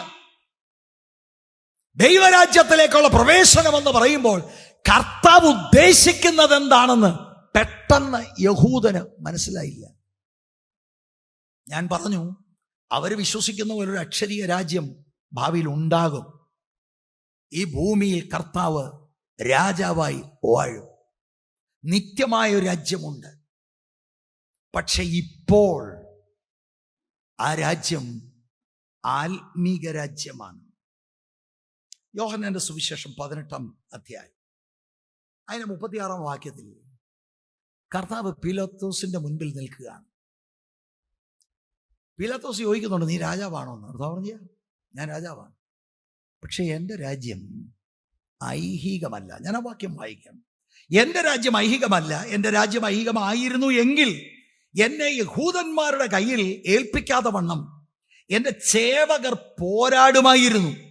എന്നാൽ എൻ്റെ രാജ്യം ഐഹികമല്ല എന്ന് ഉത്തരം പറഞ്ഞു. എന്താ അതിൻ്റെ അർത്ഥം?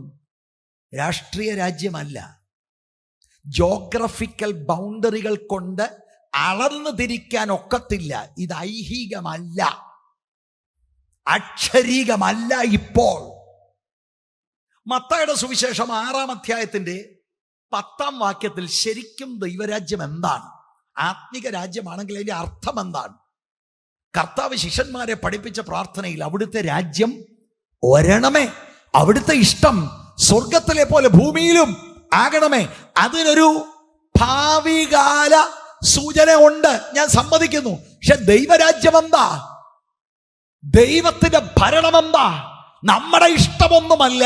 ദൈവത്തിന്റെ ഇഷ്ടം പൂർണ്ണമായി നടക്കുന്ന ഇടത്താണ് ദൈവത്തിന്റെ ഭരണം. ദൈവരാജ്യം, ദൈവത്തിന്റെ ഭരണം. നമുക്ക് മനസ്സിലാകുന്ന ഭാഷ പറയാം, ദൈവത്തിന്റെ ഗവൺമെന്റ്. ദൈവരാജ്യത്തിലെ രാജാവ് വന്നതോടുകൂടി രാജ്യത്തെ ഇൻട്രൊഡ്യൂസ് ചെയ്തു. മർക്കോസ് 1:15 നമ്മൾ ഈ വിളിച്ചു പറഞ്ഞുകൊണ്ട് നടക്കുമ്പോഴൊക്കെയും വലിയ ശബ്ദത്തിൽ വിളിച്ചു പറയുന്നത്, കാലം തികഞ്ഞു, ദൈവരാജ്യം സമീപിച്ചിരിക്കയാൽ മാനസാന്തരപ്പെട്ട് സുവിശേഷത്തിൽ വിശ്വസിപ്പീൻ. കാലം തികഞ്ഞു എന്ന് പറഞ്ഞാൽ പഴയ നിയമ സകല പ്രവാചകന്മാരും ഇങ്ങനെ ഒരു നിശ്ചിത സമയത്ത് ദൈവരാജ്യത്തിന്റെ പ്രത്യക്ഷത ഉണ്ടാകും, മെശിയായുടെ വെളിപ്പാടുണ്ടാകും. അവർ പ്രവചിച്ചത് മുഴുവൻ അക്ഷരാർത്ഥത്തിൽ നിറവേറിക്കഴിഞ്ഞിരിക്കുന്നു. ഇനി തെക്ക് വടക്ക് നോക്കി നിൽക്കല്ല്, വാ, മാനസാന്തരപ്പെട്ട് സുവിശേഷത്തിൽ വിശ്വസിച്ച് കേരളത്ത്. രാജാവ് ഉള്ളിടത്ത രാജ്യമുള്ളത്. കർത്താവിന്റെ 1-ാം വരവിൽ ഈ ദൈവത്തിന്റെ ഭരണം കർത്താവ് ഇൻട്രൊഡ്യൂസ് ചെയ്തു. റോമാലേഖനം 14:17. പലപ്പോഴും നമ്മളൊക്കെ ഇതൊക്കെ ഉദ്ധരിക്കുന്നതാ. നോക്കിക്കേ, അക്ഷരിക രാജ്യമാണോ ആത്മിക രാജ്യമാണോ? ദൈവരാജ്യം ഭക്ഷണവും പാനീയവുമല്ല, നീതിയും സമാധാനവും പരിശുദ്ധാത്മാവിൽ സന്തോഷവും അത്രേ. അതാണ് ദൈവത്തിന്റെ ഭരണം, ദൈവത്തിന്റെ രാജ്യം. ഈ രാജ്യത്തിന്റെ പ്രത്യേകത, രാജാവിനെ വ്യക്തിപരമായി നമുക്കറിയാൻ കഴിയും. പ്രിയരെ, ഇന്ത്യയുടെ പ്രധാനമന്ത്രി ആരാണെന്ന് നിങ്ങൾക്കറിയാം. എല്ലാ ദിവസവും TV നോക്കുമ്പോൾ നിങ്ങൾ അദ്ദേഹത്തെ കാണുന്നുണ്ട്. പക്ഷെ ഞാൻ തിരിച്ചു ചോദിക്കട്ടെ, അദ്ദേഹത്തിന് നിങ്ങളെ അറിയാമോ? ഒരിക്കലുമില്ല. അത് സാധ്യമല്ല. ഞാൻ പ്രസംഗിക്കുന്ന ദൈവരാജ്യത്തിലെ രാജാവായ നമ്മുടെ വാഴ്ത്തപ്പെട്ട കർത്താവിന് ഇവിടെ ഇരിക്കുന്ന ഓരോരുത്തരെയും വ്യക്തിപരമായി അറിയാം. ഞാൻ നിങ്ങളോട് ചോദിക്കട്ടെ, നിങ്ങൾക്ക് ഇവിടുത്തെ ടോപ്പ് ഗവൺമെന്റ് ഒഫീഷ്യൽസിനെ അറിയാമെന്നിരിക്കട്ടെ. നിങ്ങൾക്കൊരു ദിവസം ഒരു അടിയന്തരമായൊരു വിഷയം വന്നൊരു ഞായറാഴ്ചയായിപ്പോയി, എന്ത് ചെയ്യാനൊക്കും? ഫോൺ വിളിച്ചാൽ എടുക്കത്തില്ല, നിങ്ങൾക്ക് ആ ഓഫീസിൽ പോയാൽ ആരും കയറ്റത്തില്ല. സെക്രട്ടറിയെ പോലും വിളിച്ചാൽ അദ്ദേഹം അറ്റൻഡ് ചെയ്യത്തില്ല. എന്താണ്? ഓഫീസ് ബന്ദ് ഹേ. ദൈവരാജ്യത്തിലോ ഞായറാഴ്ചയോ തിങ്കളാഴ്ചയോ ഏത് അവധി സമയത്തോ നിങ്ങൾക്കൊരു കഷ്ടതയോ കഷ്ടപ്പാടോ ഉണ്ടായാൽ രാത്രിയുടെ 12 മണിക്കാണെങ്കിലും നിങ്ങളുടെ ആ ബെഡ്റൂമിൽ മുട്ടുമടക്കുമ്പോൾ you come into the throne room. യേശുക്രിസ്തുവിലൂടെ കൃപാസനത്തിന്റെ അടുക്കലേക്ക് വന്ന് അപ്പച്ചോ എന്ന് വിളിക്കാനുള്ള എന്തു വലിയ പദവിയാണ്. അതാണ് ദൈവത്തിന്റെ രാജ്യം. രാജാവുമായി വ്യക്തിപരമായ ബന്ധം സ്ഥാപിക്കാൻ കഴിയും. എന്താണ് പ്രിയരെ, നിക്കോദിമോസുമാരെ, മതത്തിന്റെ ചുവടുവെപ്പിൽ മുന്നോട്ട് പോകുന്ന, അതുവിധം ചെയ്ത് സംതൃപ്തി അണയുന്ന ക്രൈസ്തവ ജനത്തോട് എനിക്ക് പറയാനുള്ളത്, മതമല്ല രക്ഷിക്കുന്നത്, വ്യക്തിപരമായ ബന്ധമാണ് വേണ്ടത്. റിലീജൻ അല്ല, റിലേഷൻഷിപ്പാണ് വേണ്ടത്. സ്തോത്രം, സ്തോത്രം. ദൈവരാജ്യം. കർത്താവ് 3-ാം വാക്യത്തിൽ ഈ മനുഷ്യനോട് ദൈവരാജ്യം പറയുമ്പോൾ ഈ യഹൂദ മത അനുസാരി അയാൾ ഷാറ്റേഡായി കാണും. എന്താണ് ഈ പറയുന്നത്? ഞാൻ ജനിച്ചത് എത്രയോ നല്ലൊരു ജന്മം, യഹൂദ മതത്തിൽ ജനിക്കാൻ ദൈവം എനിക്ക് ഭാഗ്യം ഒരുക്കിയല്ലോ. അതൊക്കെ ശരിയാ. പുതിയതായി ജനിച്ചില്ലെങ്കിൽ യു ആർ ഔട്ട്. എൻ്റെ പ്രിയപ്പെട്ട സഹോദരി സഹോദരന്മാരെ, നിങ്ങൾ എന്നെ ഒരു വിമർശകനായി കാണരുത്. ഞാൻ സത്യം നിങ്ങളോട് പറയാം. കർത്തൃവേലയിലായിരിക്കുന്ന എത്ര പേർ ശരിക്കും പുതിയതായിട്ട് ജനിച്ചിട്ടുണ്ട്? വെറുതെ അങ്ങ് അടിച്ചതല്ല. ഈ മനുഷ്യൻ അങ്ങനെ ഒരു മനുഷ്യനാ, നിക്കോദിമോസ്. ഭയാനകമാണിത്. ഈ മനുഷ്യൻ ബൈബിൾ സ്റ്റഡി നടത്തിയാൽ അവിടെ ആർക്ക് എന്നാ ഗുണം വരാന്? ആ പുള്ളി തന്നെ പാപത്തിലാണ്. പുള്ളിക്ക് കർത്താവുമായിട്ട് വ്യക്തിപരമായ ബന്ധമൊന്നുമില്ല. വളരെ ചിന്തിക്കുക. നിയോഗം എനിക്കുള്ളത് കൊണ്ടാണ് ഞാനിത് പറയുന്നത്. ഇത് തന്നെ നാളെയും ഇതിന്റെ ബാക്കി ഭാഗങ്ങൾ എനിക്ക് തുടരാനുണ്ട്. കാലഘട്ടം അറിയേണ്ട ദൂതാണ്. ഇത് കുഴഞ്ഞിരിക്കുകയാണ്. ചില ആളുകളൊക്കെ ധരിക്കുന്നത് ബൈബിൾ കോളേജിൽ പോയാൽ പിന്നെ എല്ലാം നല്ലതാണ്. ഞാൻ ചിലതൊക്കെ സന്ദർശിച്ചിട്ടുണ്ട്. രക്ഷിക്കപ്പെടാത്തവരെ ഞാൻ കണ്ടു പ്രിയരെ, നേരിട്ട്. ഭയാനകമാണിത്. ചില ആളുകൾ ധരിച്ചിരിക്കുന്നത് ഇതൊരു ബിസിനസ്, ഒരു മെർച്ചൻഡൈസ് ആണെന്നാ. താളം തെറ്റി എവിടെ തെറ്റിക്കിടക്കുകയാണിത്. വളരെ സിമ്പിളായി വ്യക്തമായി ഈ നിക്കോദിമോസിനോട് പറയാനുള്ള ആദ്യത്തെ ജനനമൊക്കെ നല്ലതാ.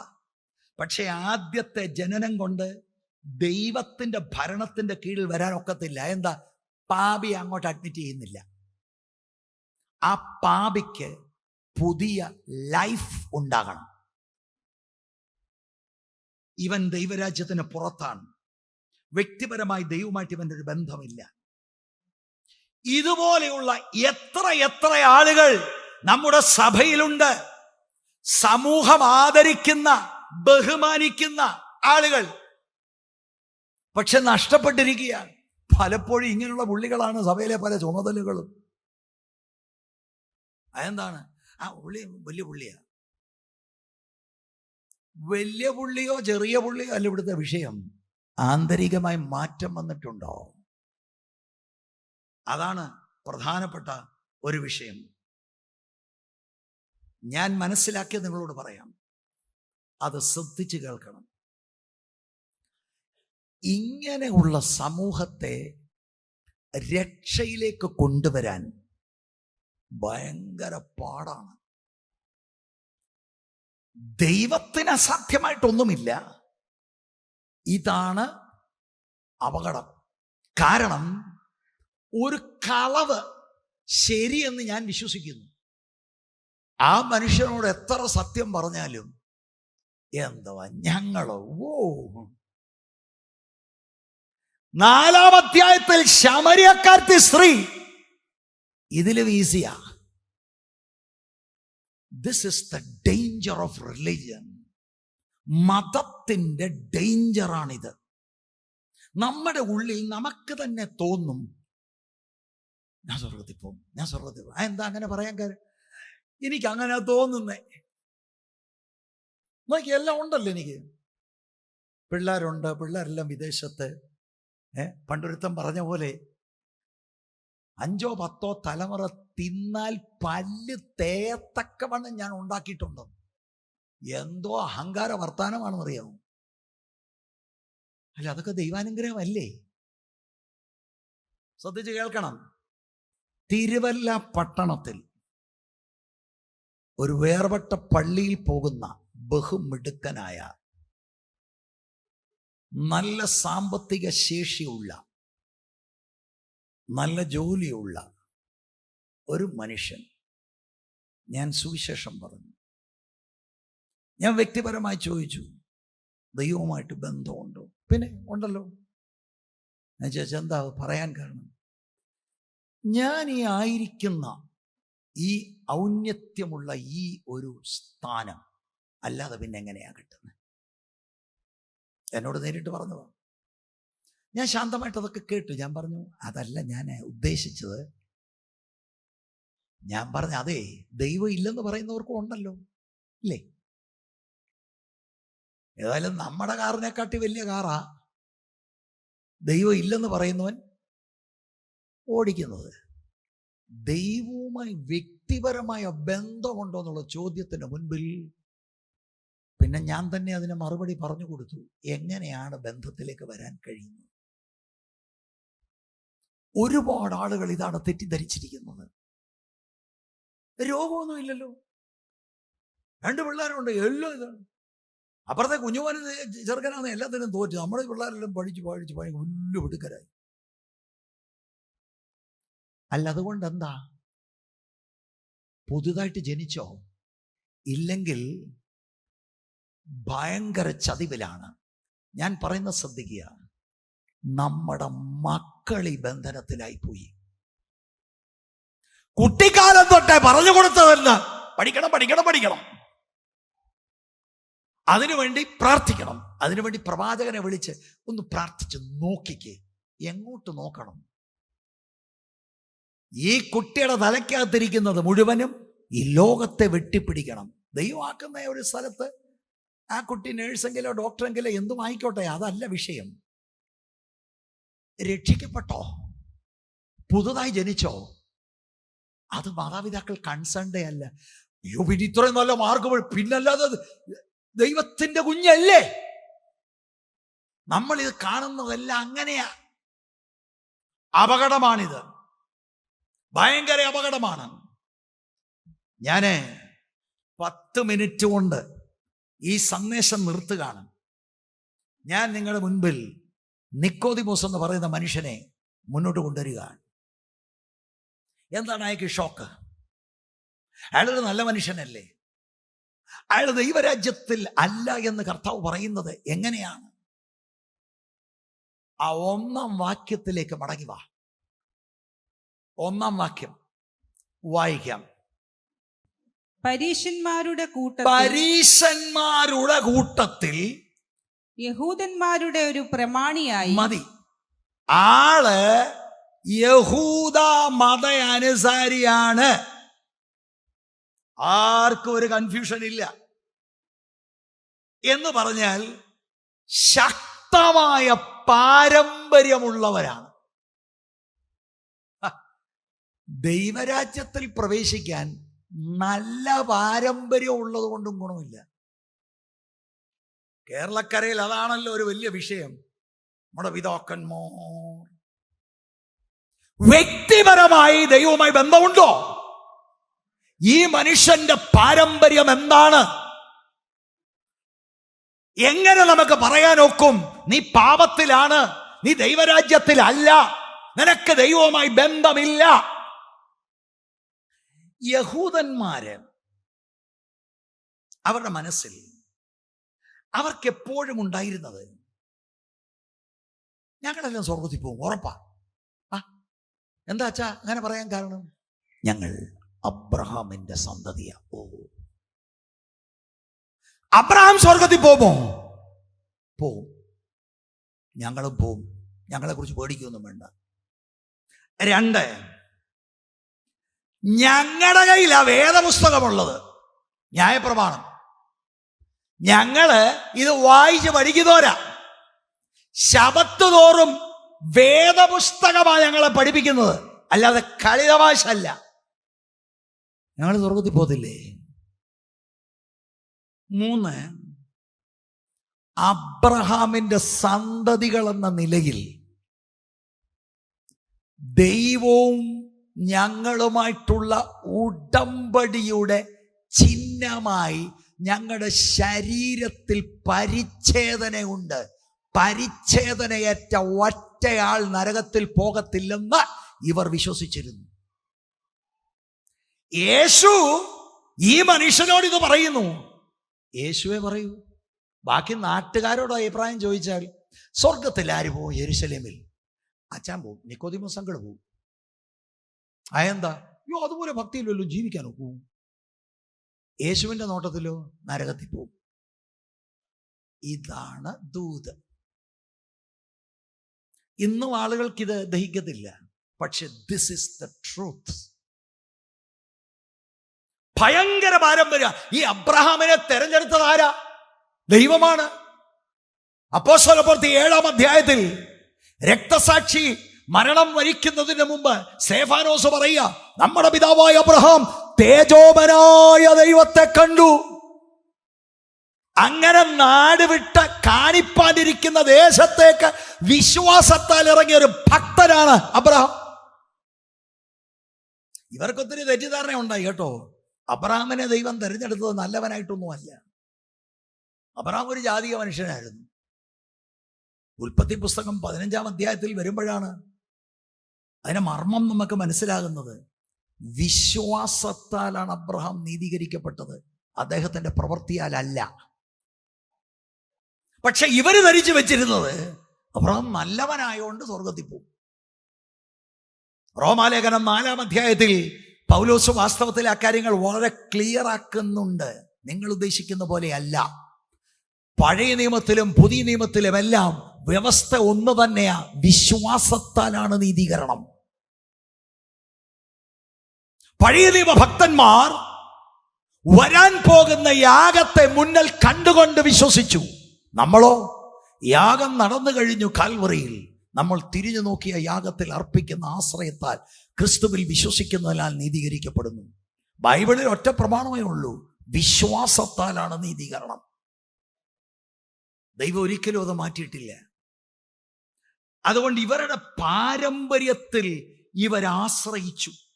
ബാഹ്യമായിട്ടുള്ള മതപരമായ ചടങ്ങുകൾ ചെയ്യുന്നത് കൊണ്ട് ഞങ്ങൾ ദൈവരാജ്യത്തിൽ പ്രവേശിക്കും. ഇന്നൊരാളിനോട് ചോദിച്ചാൽ ആഭരണപൂരി, മീശ പഠിച്ചു, ശാനപ്പെട്ടു, അതുകൊണ്ട് എന്താ സ്വർഗത്തിൽ പോകും? പുതുതായി ജനിച്ചോ? അതെന്താ അത്? പുതുതായി ജനിച്ചവർക്ക് ഞാൻ മേൽപ്പറഞ്ഞ കാര്യങ്ങളൊക്കെ നല്ലതാ. പക്ഷെ ഈ മേൽപ്പറഞ്ഞ കാര്യങ്ങൾ മാത്രം ആചരിച്ചാൽ വിശ്വാസമില്ലാതാണെങ്കിൽ അത് മതചടങ്ങുകളാണ്. കണ്ടോ കാര്യങ്ങളുടെ കിടപ്പ്?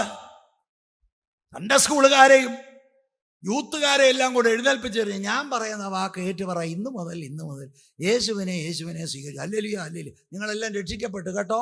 ബൈബിളിന്റെ പുറകിൽ ഇന്നത്തെ ഡേറ്റോട് എഴുതിയിട്ടേര് എന്ന് പറഞ്ഞാൽ അതിന്റെ അർത്ഥം എന്താ? ഒരർത്ഥവും ഇല്ല. എന്താ ഈ നടക്കുന്നേ?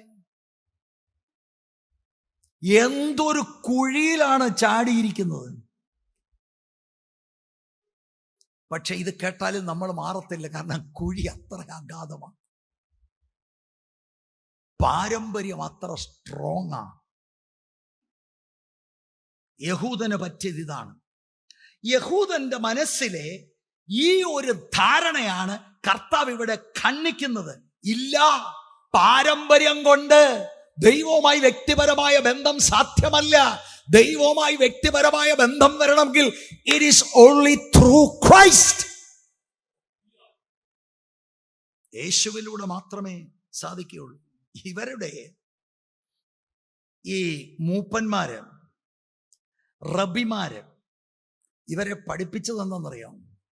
ഇവരെ പഠിപ്പിച്ചത് അബ്രഹാം ഇങ്ങനെ നരകത്തിന്റെ കവാടത്തിൽ ചെന്ന് അവിടെ ഇരിക്കും. അതെന്തിനാണ്? അറിയാതെ വല്ലോം സ്വർഗത്തിലോട്ട് പോയിക്കൊണ്ടിരിക്കുന്ന ഒരു യഹൂദൻ കറങ്ങിത്തിരിഞ്ഞ് വല്ലോം നരകം വഴി വന്നു കഴിഞ്ഞാൽ ഓടിക്കും. ഇവിടെ അല്ല നിന്റെ സ്വർഗത്തിൽ.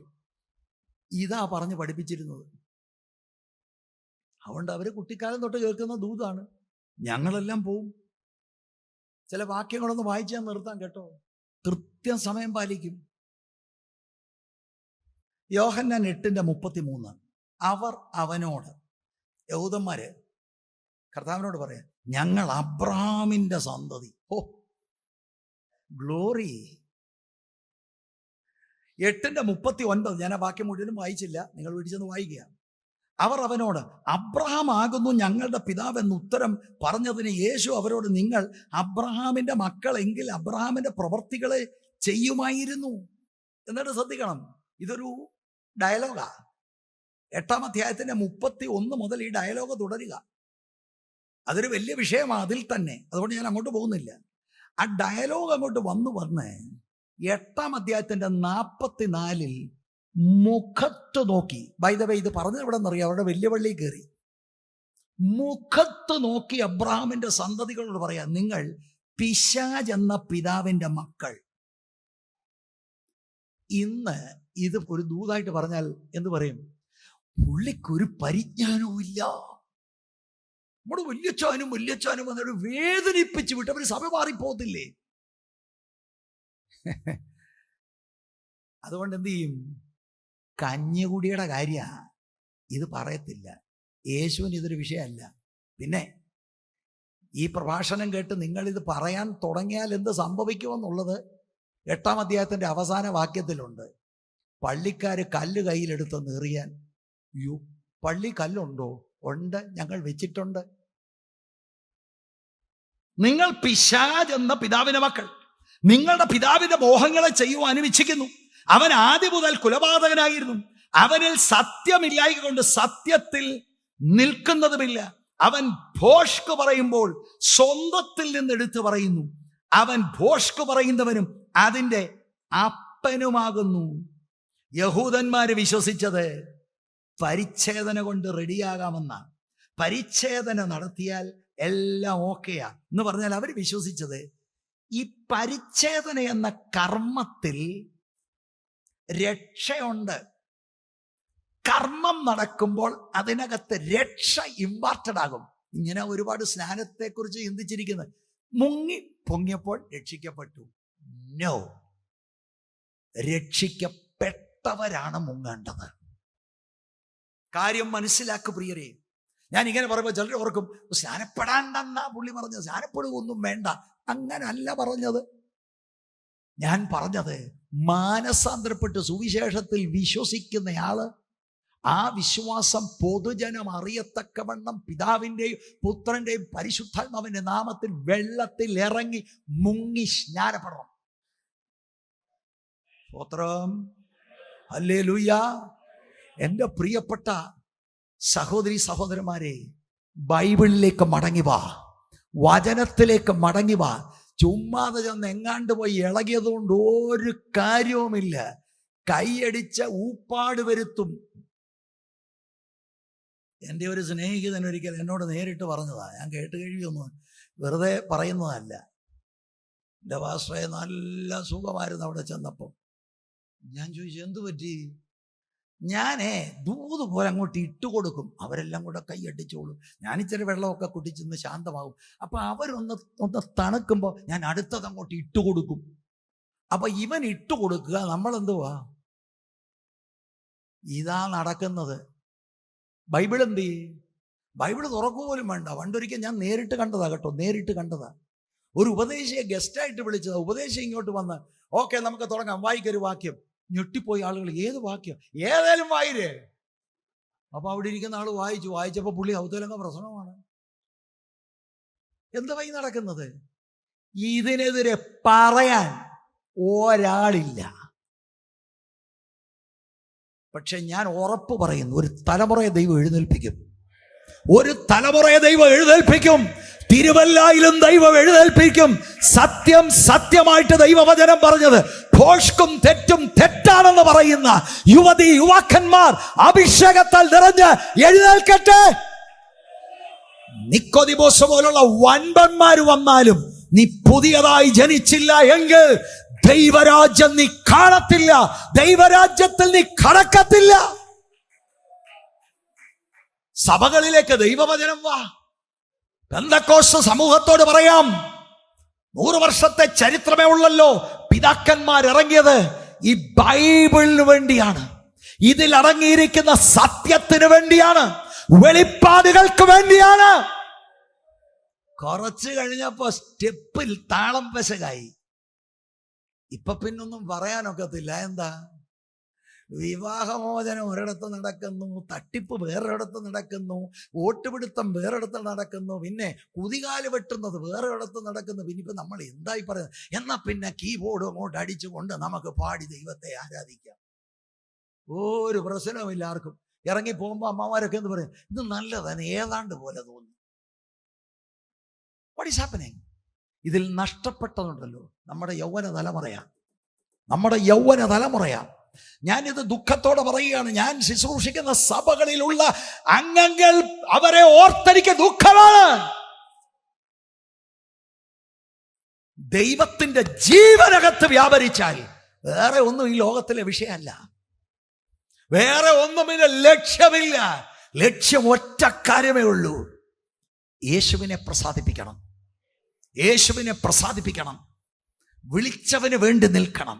നമ്മുടെ കണ്ണുകൾ ദൈവസന്നിധിയിൽ അടയ്ക്കാം.